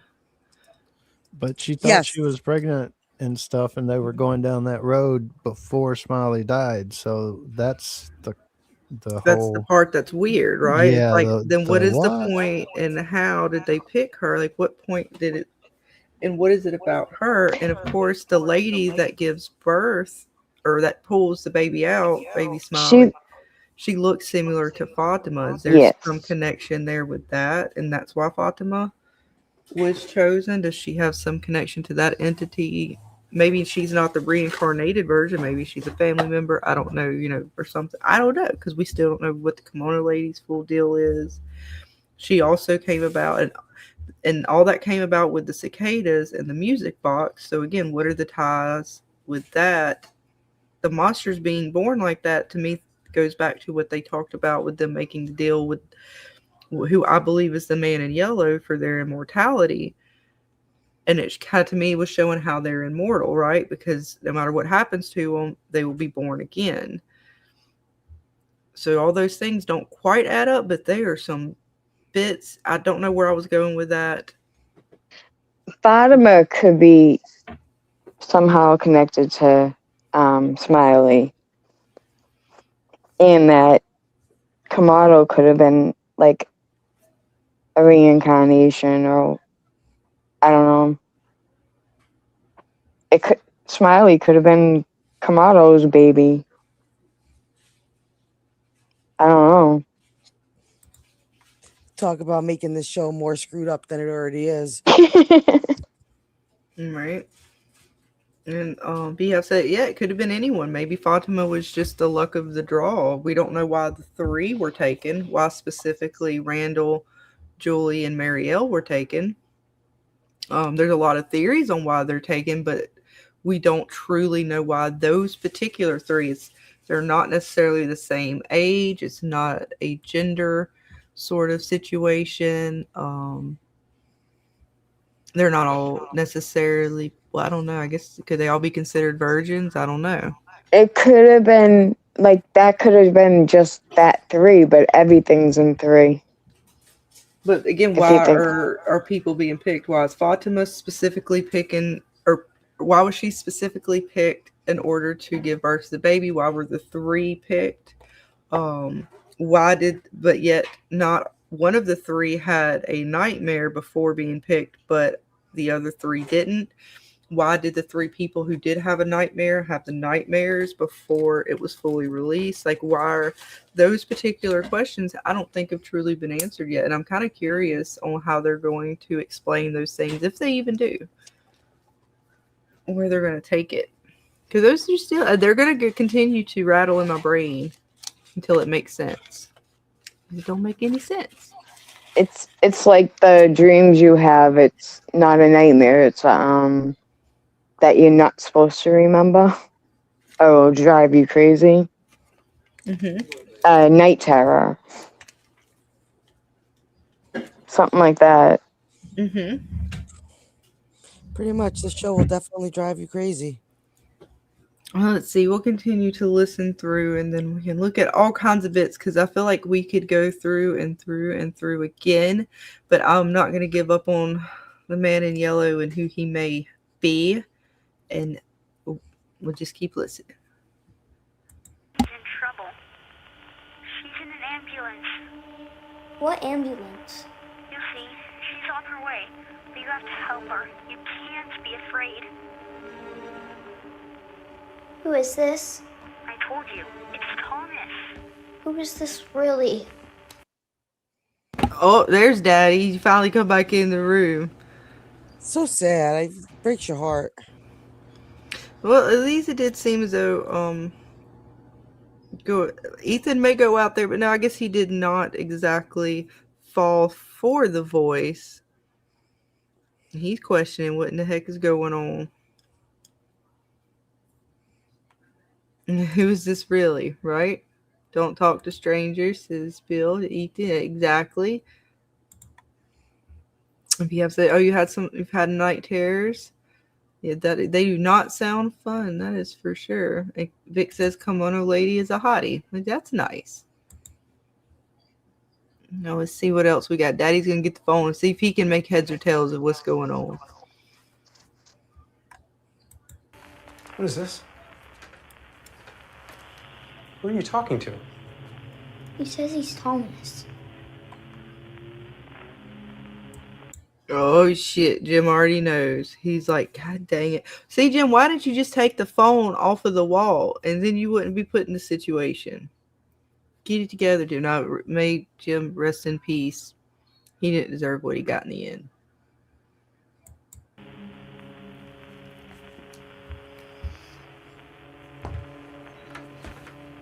Hi, Jim. You leave my children alone. But they're not your children anymore. Oh, hell Fucked no. up. Data, like I said, get what kind of sage, Florida water. What do I need in order to take him out? How dare he speak to me? I would have lost my mind right there. Well, How do you guys feel? technically in Fromville, they're Jades. Oh, ouch. Well, Yeah. no. Only the ghost children is Jade. Ethan Smack, is his. smack. No, Ethan and Julie is his. He come from his seed. Now the original children come from Jade, the original child. But Jade may be daddy now, but not blood daddy. That ain't how science works. Jim put it in Tabitha to create Ethan and Julie, not Jade. Jade created the little girl that we see from the past. Children. Are we going to have to get Maury up in this? Hey, who's your daddy? I have the DNA results Maury up right in here. Who is the daddy? You know what is funny about that though is like I remember, Dana, how much some of us were going back and being like, man, we can't wait to see like Jade and Tabitha together. Like what Vic just said, we're gonna find out Tabitha and Jade knew each other in real life, and this is all a ruse to get rid of Jim. They created Fromville just to get rid of Jim. Right. We are going through some clips and talking about the show from Mr. Billy. Yeah, it's Jade's stepdaddy. Yeah, pretty much at this point. I can't. You know, I'm not sad to see Jim go. Well, I kind of am now. I feel bad, Dana, actually. I mean, I didn't appreciate him enough. That's why Jade in the trailer for season 4 says, look, Tabitha, we need to talk because I need you to sign a prenup. I'm rich. I'm rich in the outside world. We ever get out this bitch? But no, she's still married to Jim. So even though they're past live selves, it doesn't count in this life. But then where does Victor's It dad said till come in? death do us part. Where does Not Henry until come we into were all this? Damn, no longer Tabitha's been reincarnated. around. She got Jade. She got Henry. Well, first of all, it ain't Tabitha. We don't know what her original name was. She got a few Tabitha baby, Miranda she got a few / baby Abby. daddies up in that bitch. Because people, if Abby was one of the reincarnated versions, then it's Tabitha, Miranda, Abby. I think we just went from Maury Povich to Jerry Springer.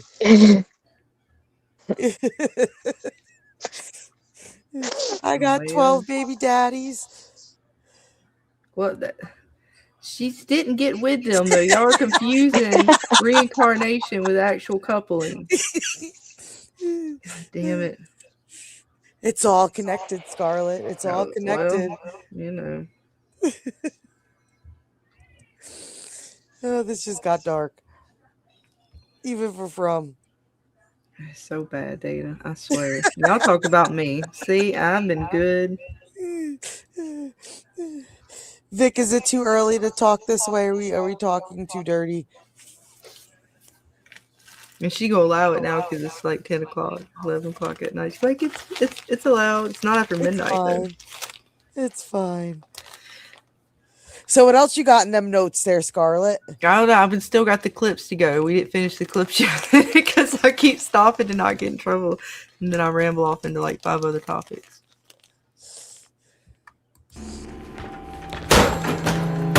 That was a hell of a song. Oh, he's in the flesh. That's not good. And she didn't save him. She tried. She thought she could go to the right point in time. And now Jim, I guess, pays the ultimate price for the knowledge that Tabitha and Jade received.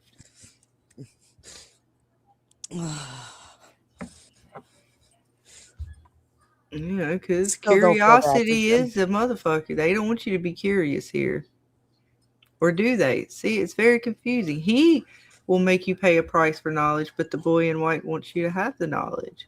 Does the boy in white know that there's a price to pay, and does he care about that price? That's a good Or question. has he stopped things from happening?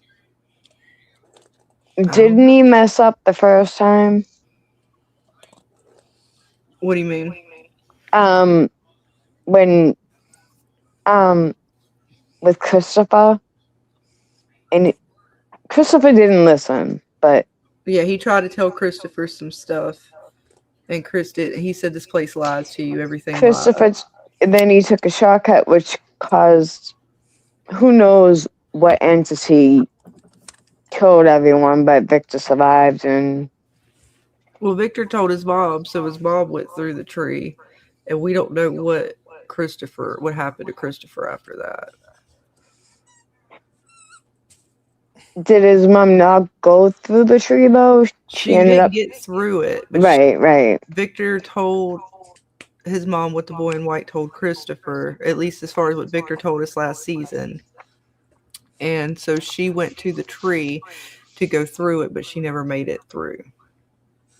Because from what we saw with Tabitha, the Smiley came and got her right as she was going to go through the tree. A lot of little bits, how they fit.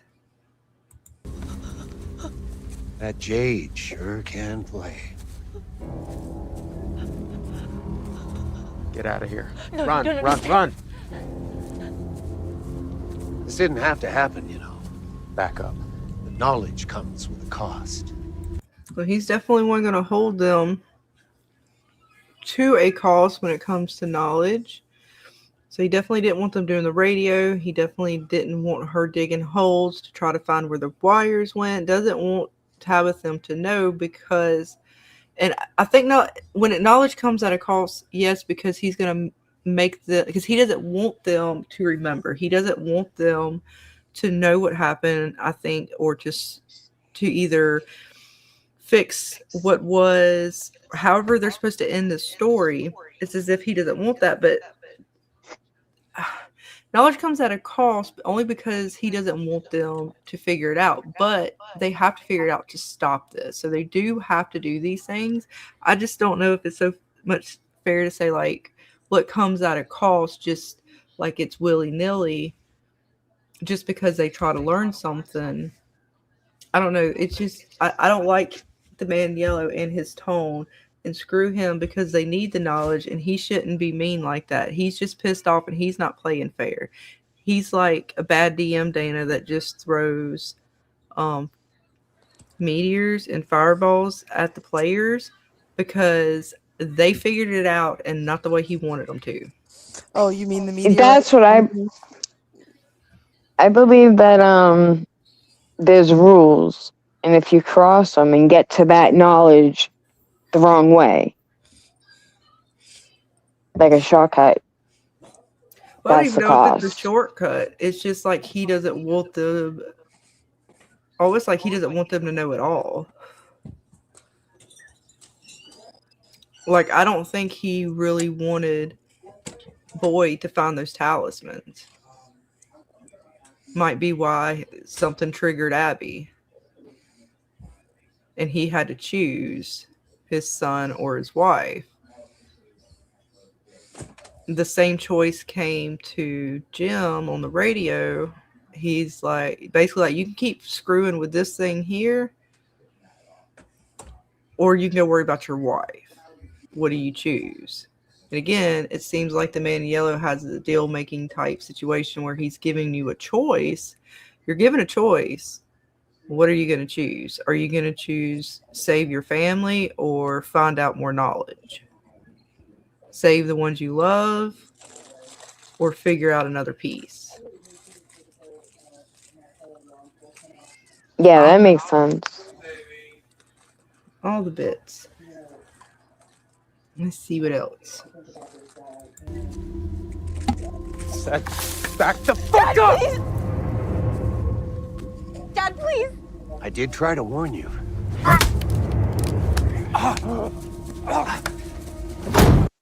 He's so strong. He just straight grabbed him up like the monsters do too.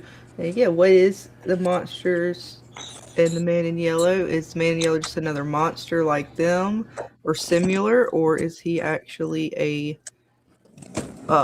creature in and of himself, different from the monsters? You know, I mean, he's walking in the daytime. The monsters don't tend to do that out in the open.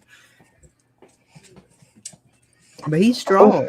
Well, I think it's because he's like, oh, that was a good melody that Jade played. When Jade was playing the music. Yeah, it helped him to remember what they forgot. But it might have released him. It could have. And it changed the rules that he can come in the day. I don't know. Right. It's weird. Why is he now decide to pop up on Jim? If he was popping up as these other entities, conversations on the phone, what have you, why now does he get to pop up and just take Jim out? If he could have done this all along, he could have taken Victor. There's a lot of folks he could have taken out that had lots of knowledge, lots of information. And even Victor said at one point in like season 1, season 2, that people who go looking for answers or try to seek answers never come back. And he knows the man in yellow. I don't know. Maybe some connections there. Oh, why was he revealed to Jim? And you look at the colors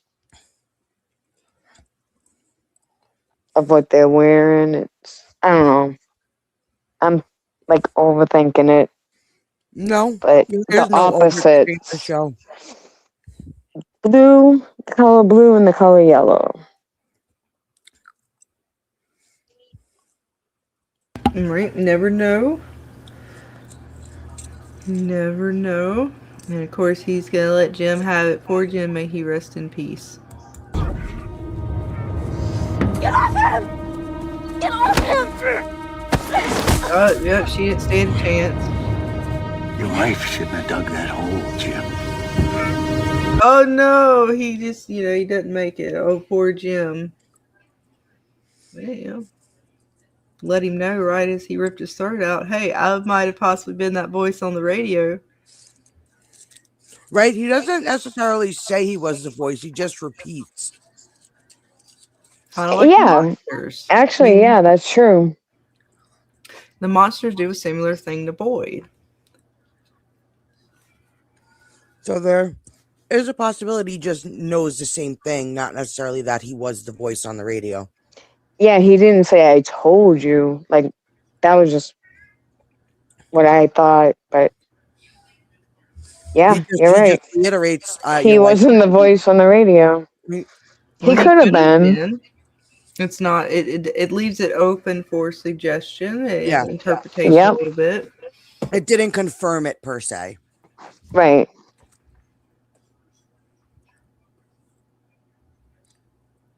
He said, I did try to warn you. Well, I guess he did say that I did try to warn you. So then that would confirm it. Oh, we'll go back and listen again. He did say that, didn't he? See? And I've listened to these clips a million times. And it's like, that's why I have to listen to them over and over again. I'm like, wait, what exactly did they say? He still could have told another monster to say that. Doesn't necessarily mean that it was him. Right. Well, if he did say, I did try to warn you, then that would heavily almost confirm. And let me go back. I'm going to re-listen to what he said again. Yeah, you just sit your butt down, Missy. Your wife shouldn't have dug that hole, Jim. Wait, I didn't go back far enough, did I?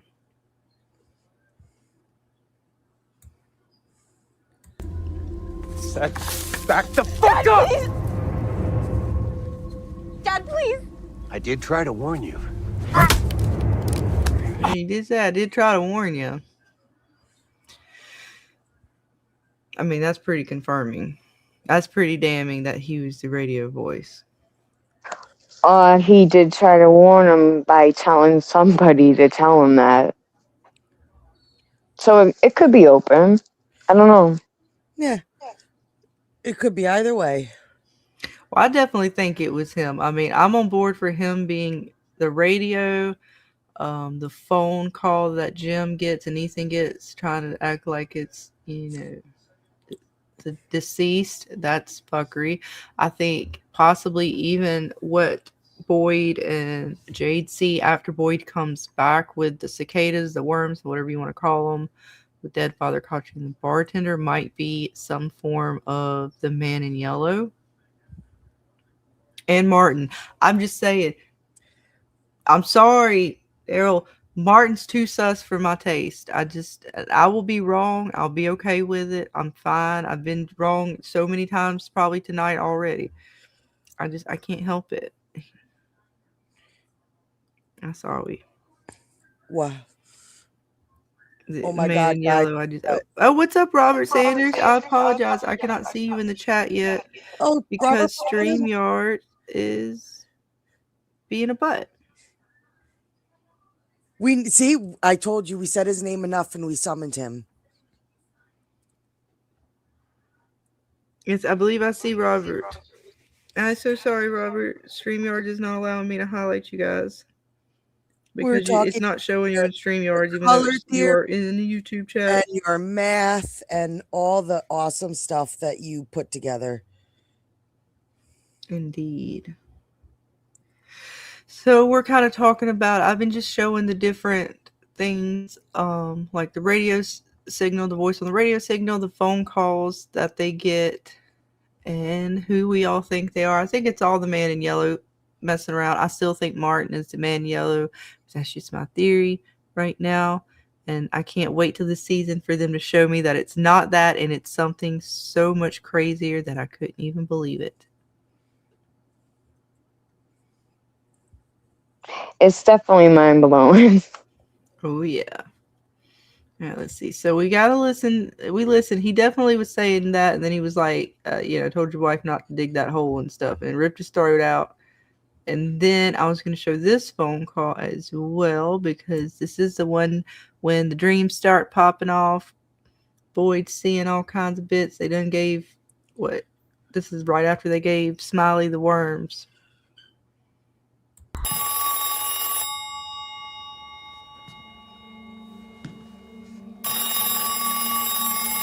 Outside Layton. No, don't. It's the exact same phone.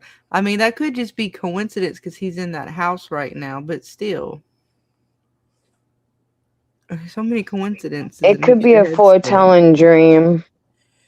It was definitely foretelling of it's going to be foretelling of the nursery rhyme, but it's definitely just the fact that it's the same phone. I don't know. I'm stretching that thread as far as I can.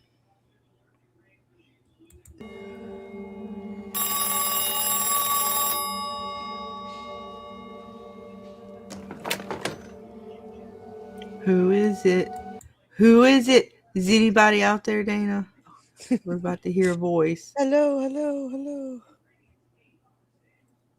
He's going to get touched.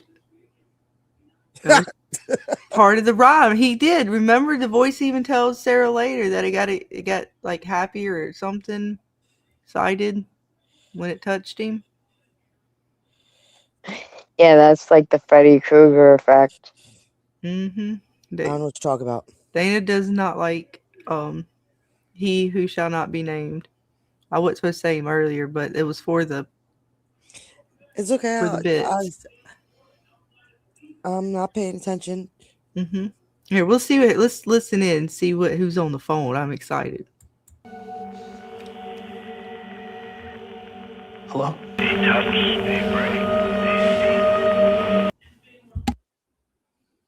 All right, so we get a little bit of a voice. And I'm sorry about the music. It's going to be loud. I try to turn it up so we could really hear the voice. I'm going to try to mute as well so we really listen.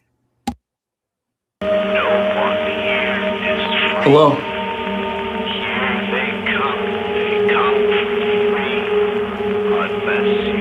Who is this?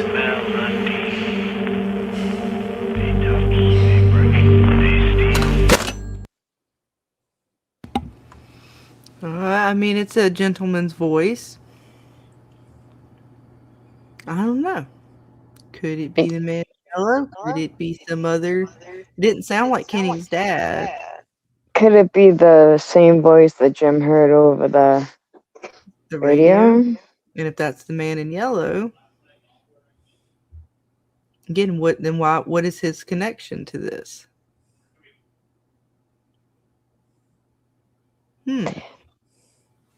Very curious.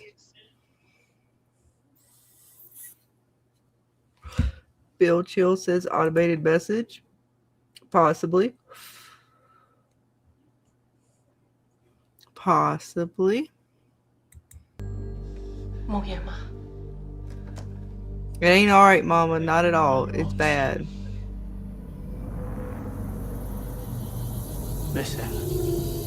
What you cooking, Mama? What's in the pot? What's in the pot? They're not ready yet, hun. See, she said they're not ready yet. Which, again, if you're thinking about it, too, with what was going on at the time and whatever the cicadas are, they weren't indeed, in a sense, cooking. I believe right after this is when they cook Smiley's body. And she's saying they're not ready yet. You had to cook a little longer. And they were cooking around town and people's nightmares and stuff. They weren't quite ready yet, Dana. Almost. They were al dente. A little longer. Got to cook a little longer. It was brewing. Yeah, Bill says the man in yellow is now sending spam calls. Indeed, he is. He is a real rigger piece of shit. I do not like the man in yellow. He is rigging the games. If they are games, he is not fair at all. Isn't there a way that we can remove ourselves off the call list? Apparently not. And from no one here is free. It costs, Dana. No collect calls. Damn it.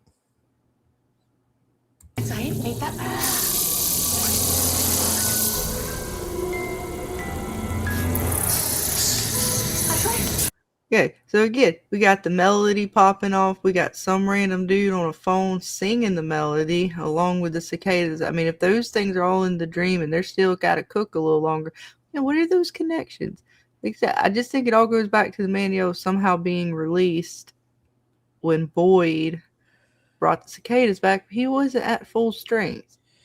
He was gaining strength. At first, he was just like, I'm trying to think of what he did prior to that, which I don't know who the voice of Sarah hears. I can't make heads or tails of that one.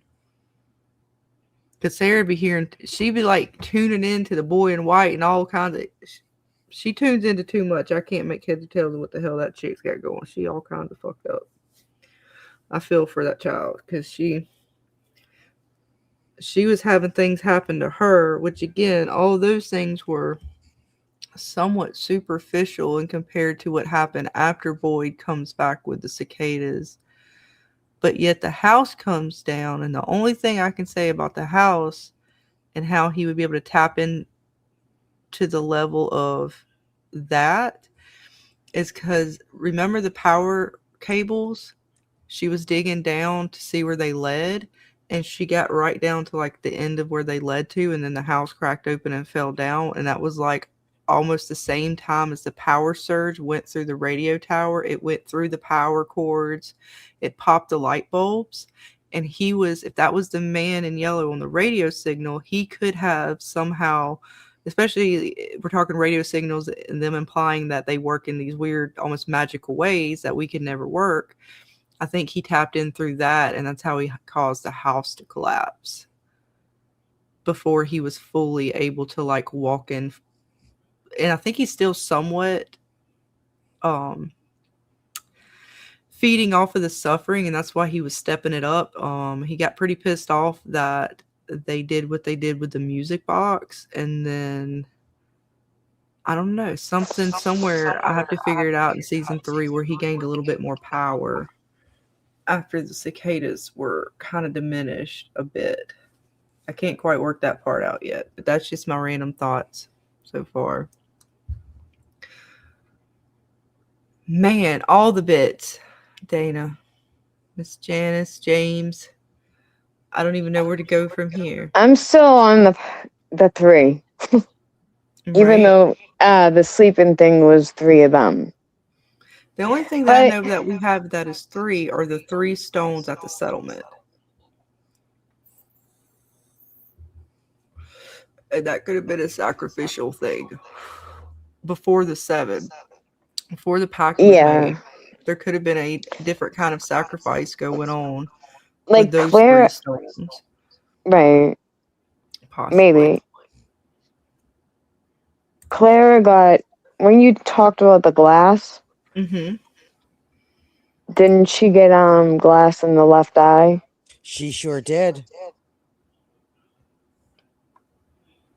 And there was somebody else who something happened to their left, Eldrin. Yeah, and Jade sees something about her left eye. And Jade sees an apparition or some That's kind of 3. thing that had an eye Yep.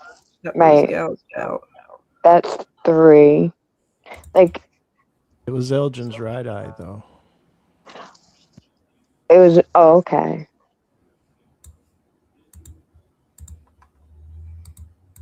I don't know if that makes a big difference. It's still people's eyes. Mm-hmm. Yeah, true.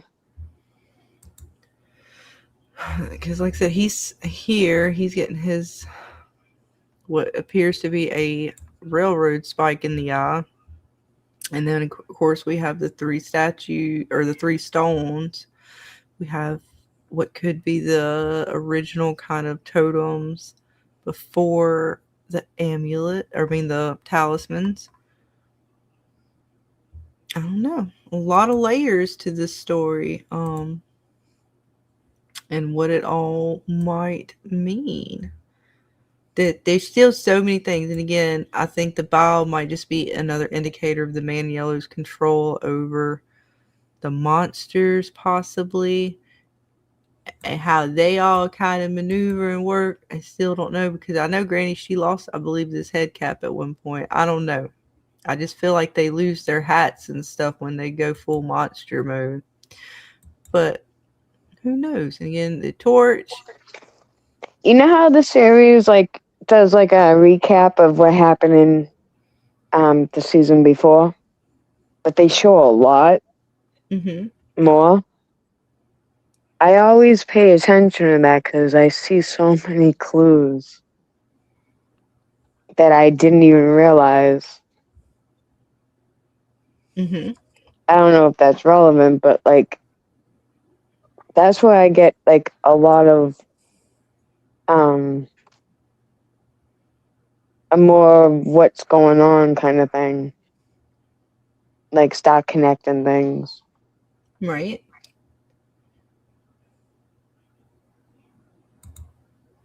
If the entities weren't so creepy, Frumland would be thriving with businesses. Indeed.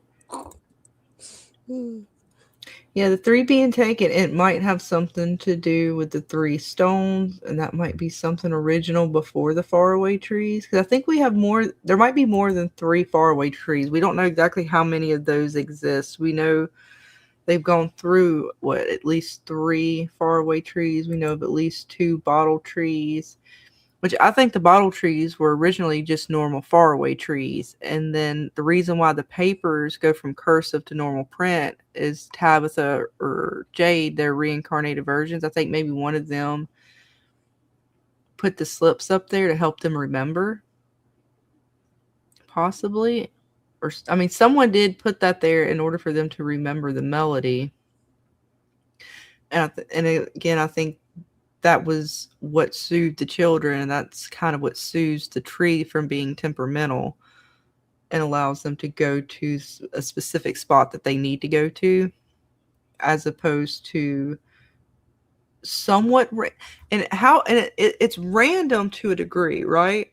Because the ones that when we have seen our actual characters go through, they've actually gone to places that might have something to do with the children. Julie, she goes through and she ends up at the cellar, the root cellar, right through the cabinet in front of the door, which is where Fatima's taken.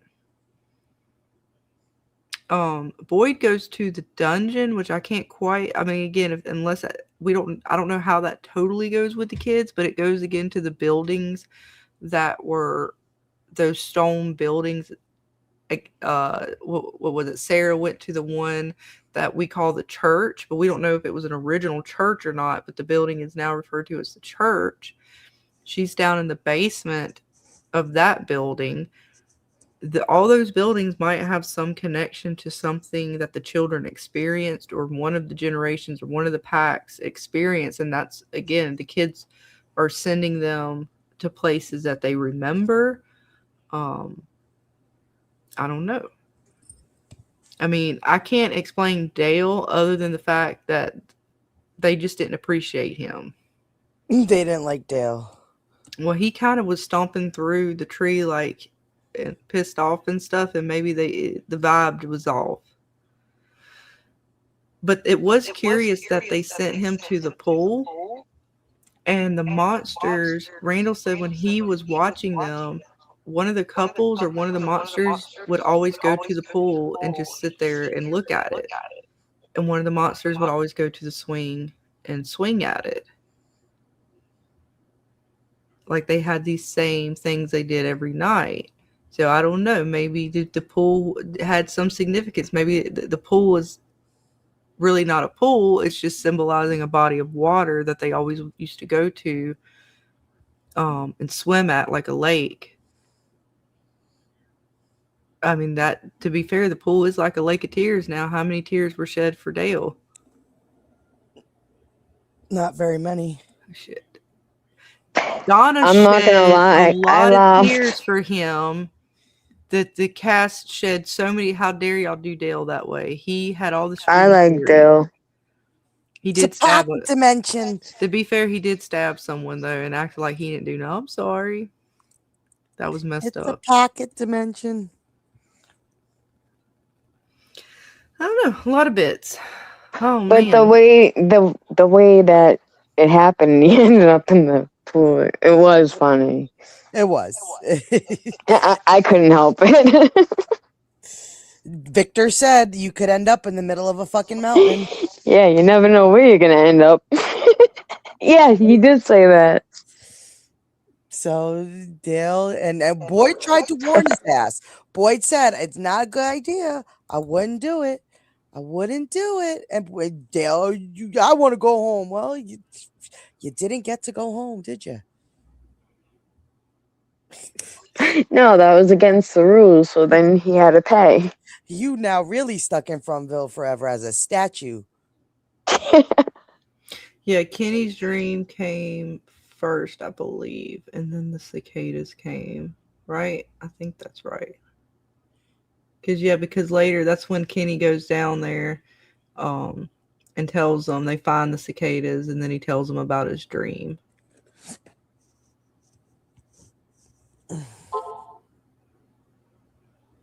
Yeah, Kenny, he had the dream, and then they go to like Marielle and them.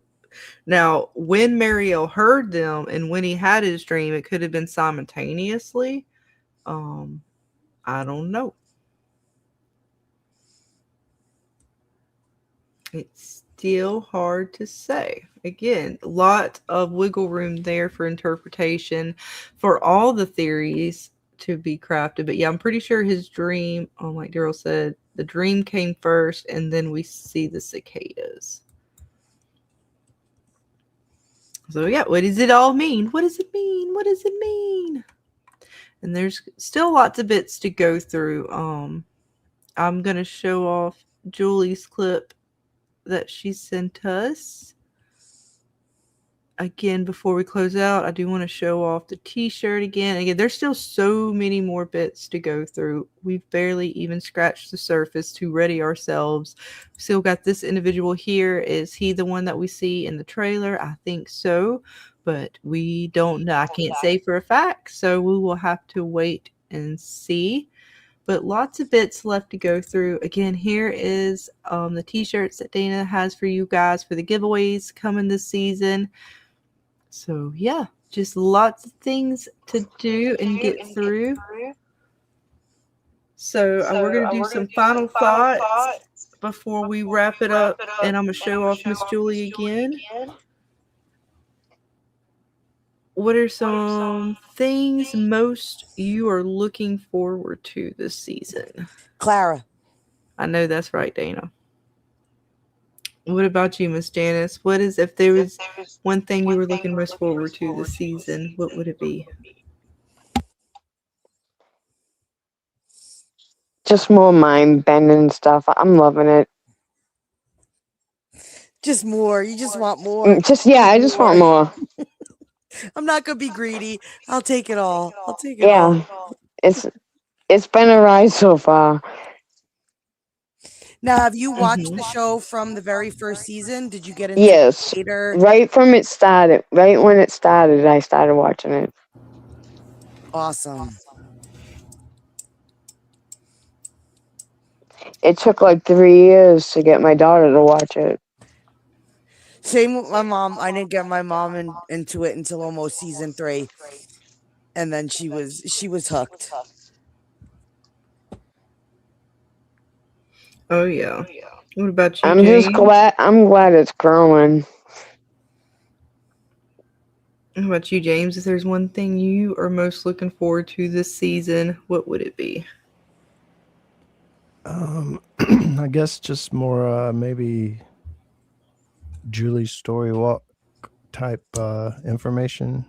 Maybe some of that. But, really just everything, because I think everything is everything. So, right. Like, Everything, just give me everything. I just want it. I just want it all. The jukeboxes, why are there old buildings and new buildings, and why are the monsters dressed that way, and just damn everything. So many questions still, and I think I'm looking forward to them.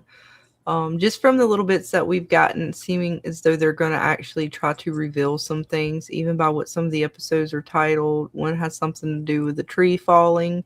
So does that mean they're going to actually reveal to us why everybody who enters into the town sees a tree? Like, what is the purpose of that other than just a roadblock to make you go back? Because again, they do talk about having to go back to the beginning to get to the end.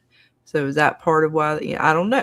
So they got a lot of little questions like that, but I truly am interested in seeing what's going to happen with Tabitha and Jade now, because that's a lot. And Jade, I'm not so sure of his story yet. I mean, he seems real remorseful and upset about what happened, and some of the things that he said make it sound like he was trying to help Tabitha when they were here originally to save the children. But then we see the one dude who I thought is kind of like a past version of Jade, drinking out of a skull of what appears to be a child and everything. So, and he gets to see the Civil War soldiers. He sees the children in a different light than Tabitha sees them. So though it kind of puts a little darker cloud around what Jade sees, and he sees the symbol, I don't think Tabitha has seen the symbol in the same regards that Jade has. He sees it with the blood. So I'm looking forward to seeing kind of those things explained, or are they, was Jade's original character darker than we think it is, the original version of him. And most importantly, can they get a hold of Victor and sit him down a little bit more?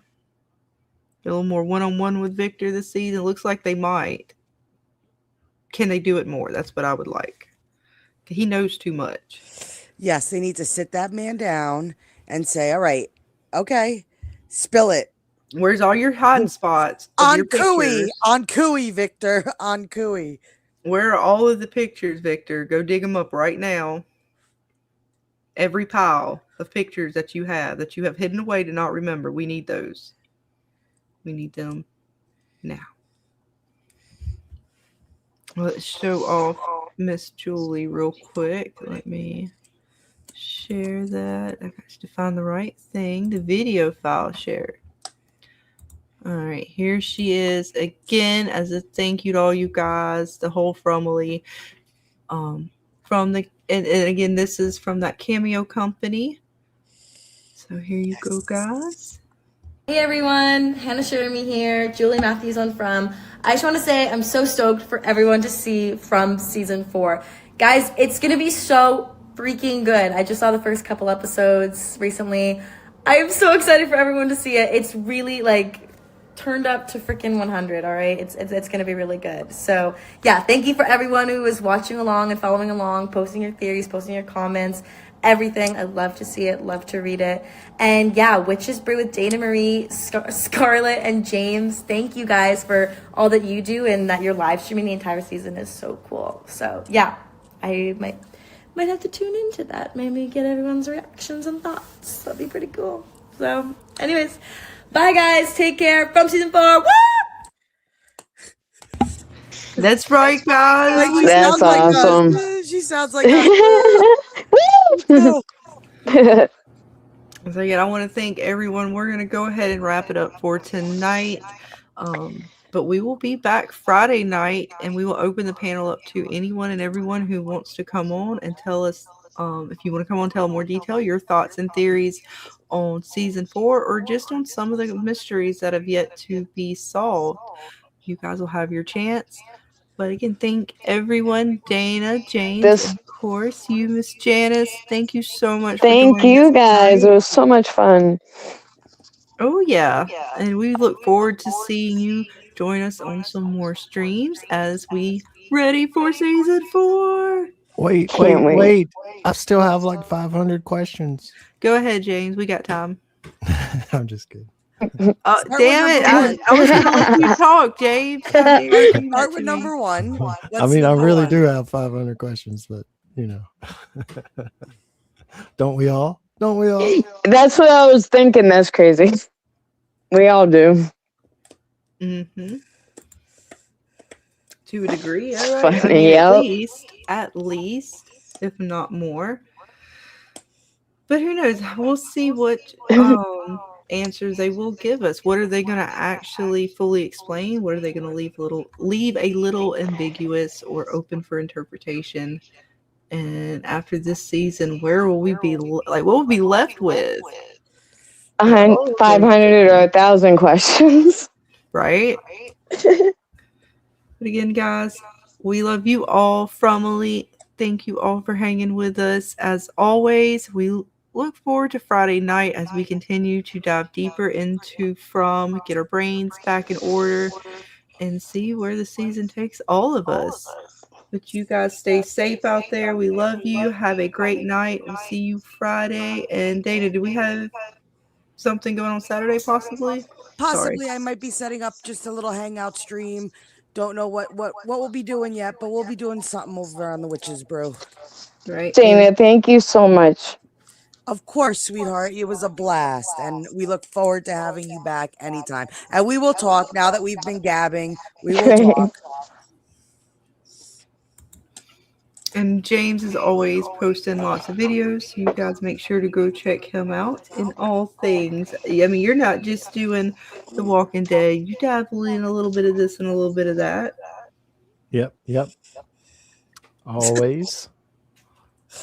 Tell us more, James.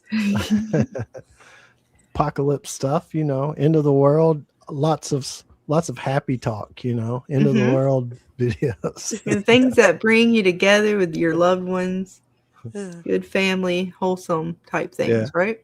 Yep. Mm-hmm.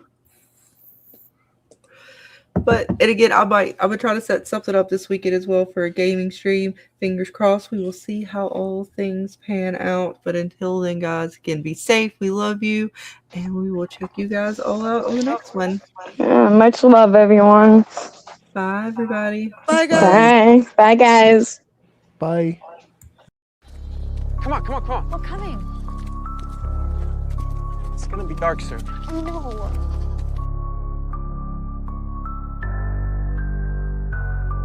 Trapped in from the nightmares, roam haunted by dark visions. Jade sees echoes from past wicked days. Telephone rings, ghostly whispers, taunt gems, so shattered and fractured.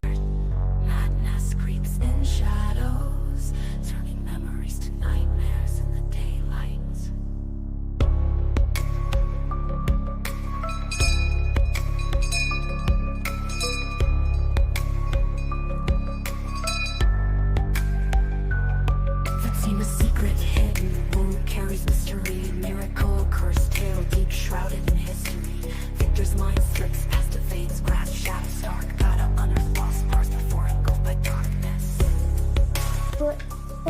finds her someday, and they don't know who she is because all they find is bones. Stop! God damn it! Stop! Winter's grip tight in his goblets, doom and gloom. Cicadas chirps echoing Randall's mind, they consume. No place to hide in this town, trapped in the cursed fairy tale. Fight or fall through the night, darkness writing the tomb. Kate's eyes wide, tears drip, poison brew of the past. And haunted for real, sanity never lasts. Telephones, demon chant, Jim's spine shivers clash. Phantoms haunting steps, memories smash.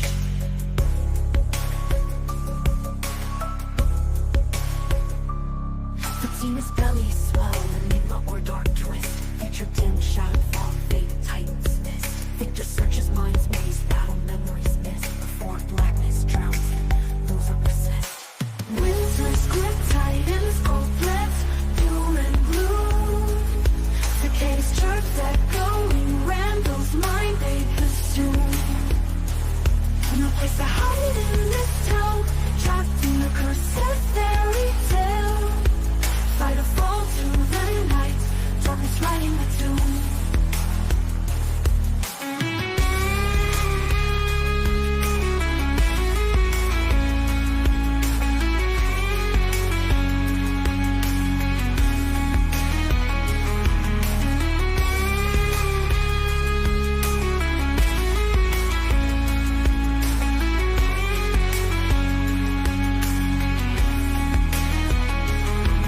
Jade's eyes wide, fears drip.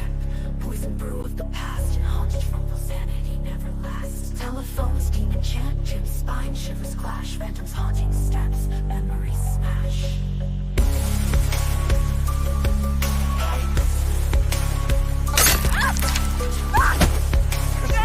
Christy!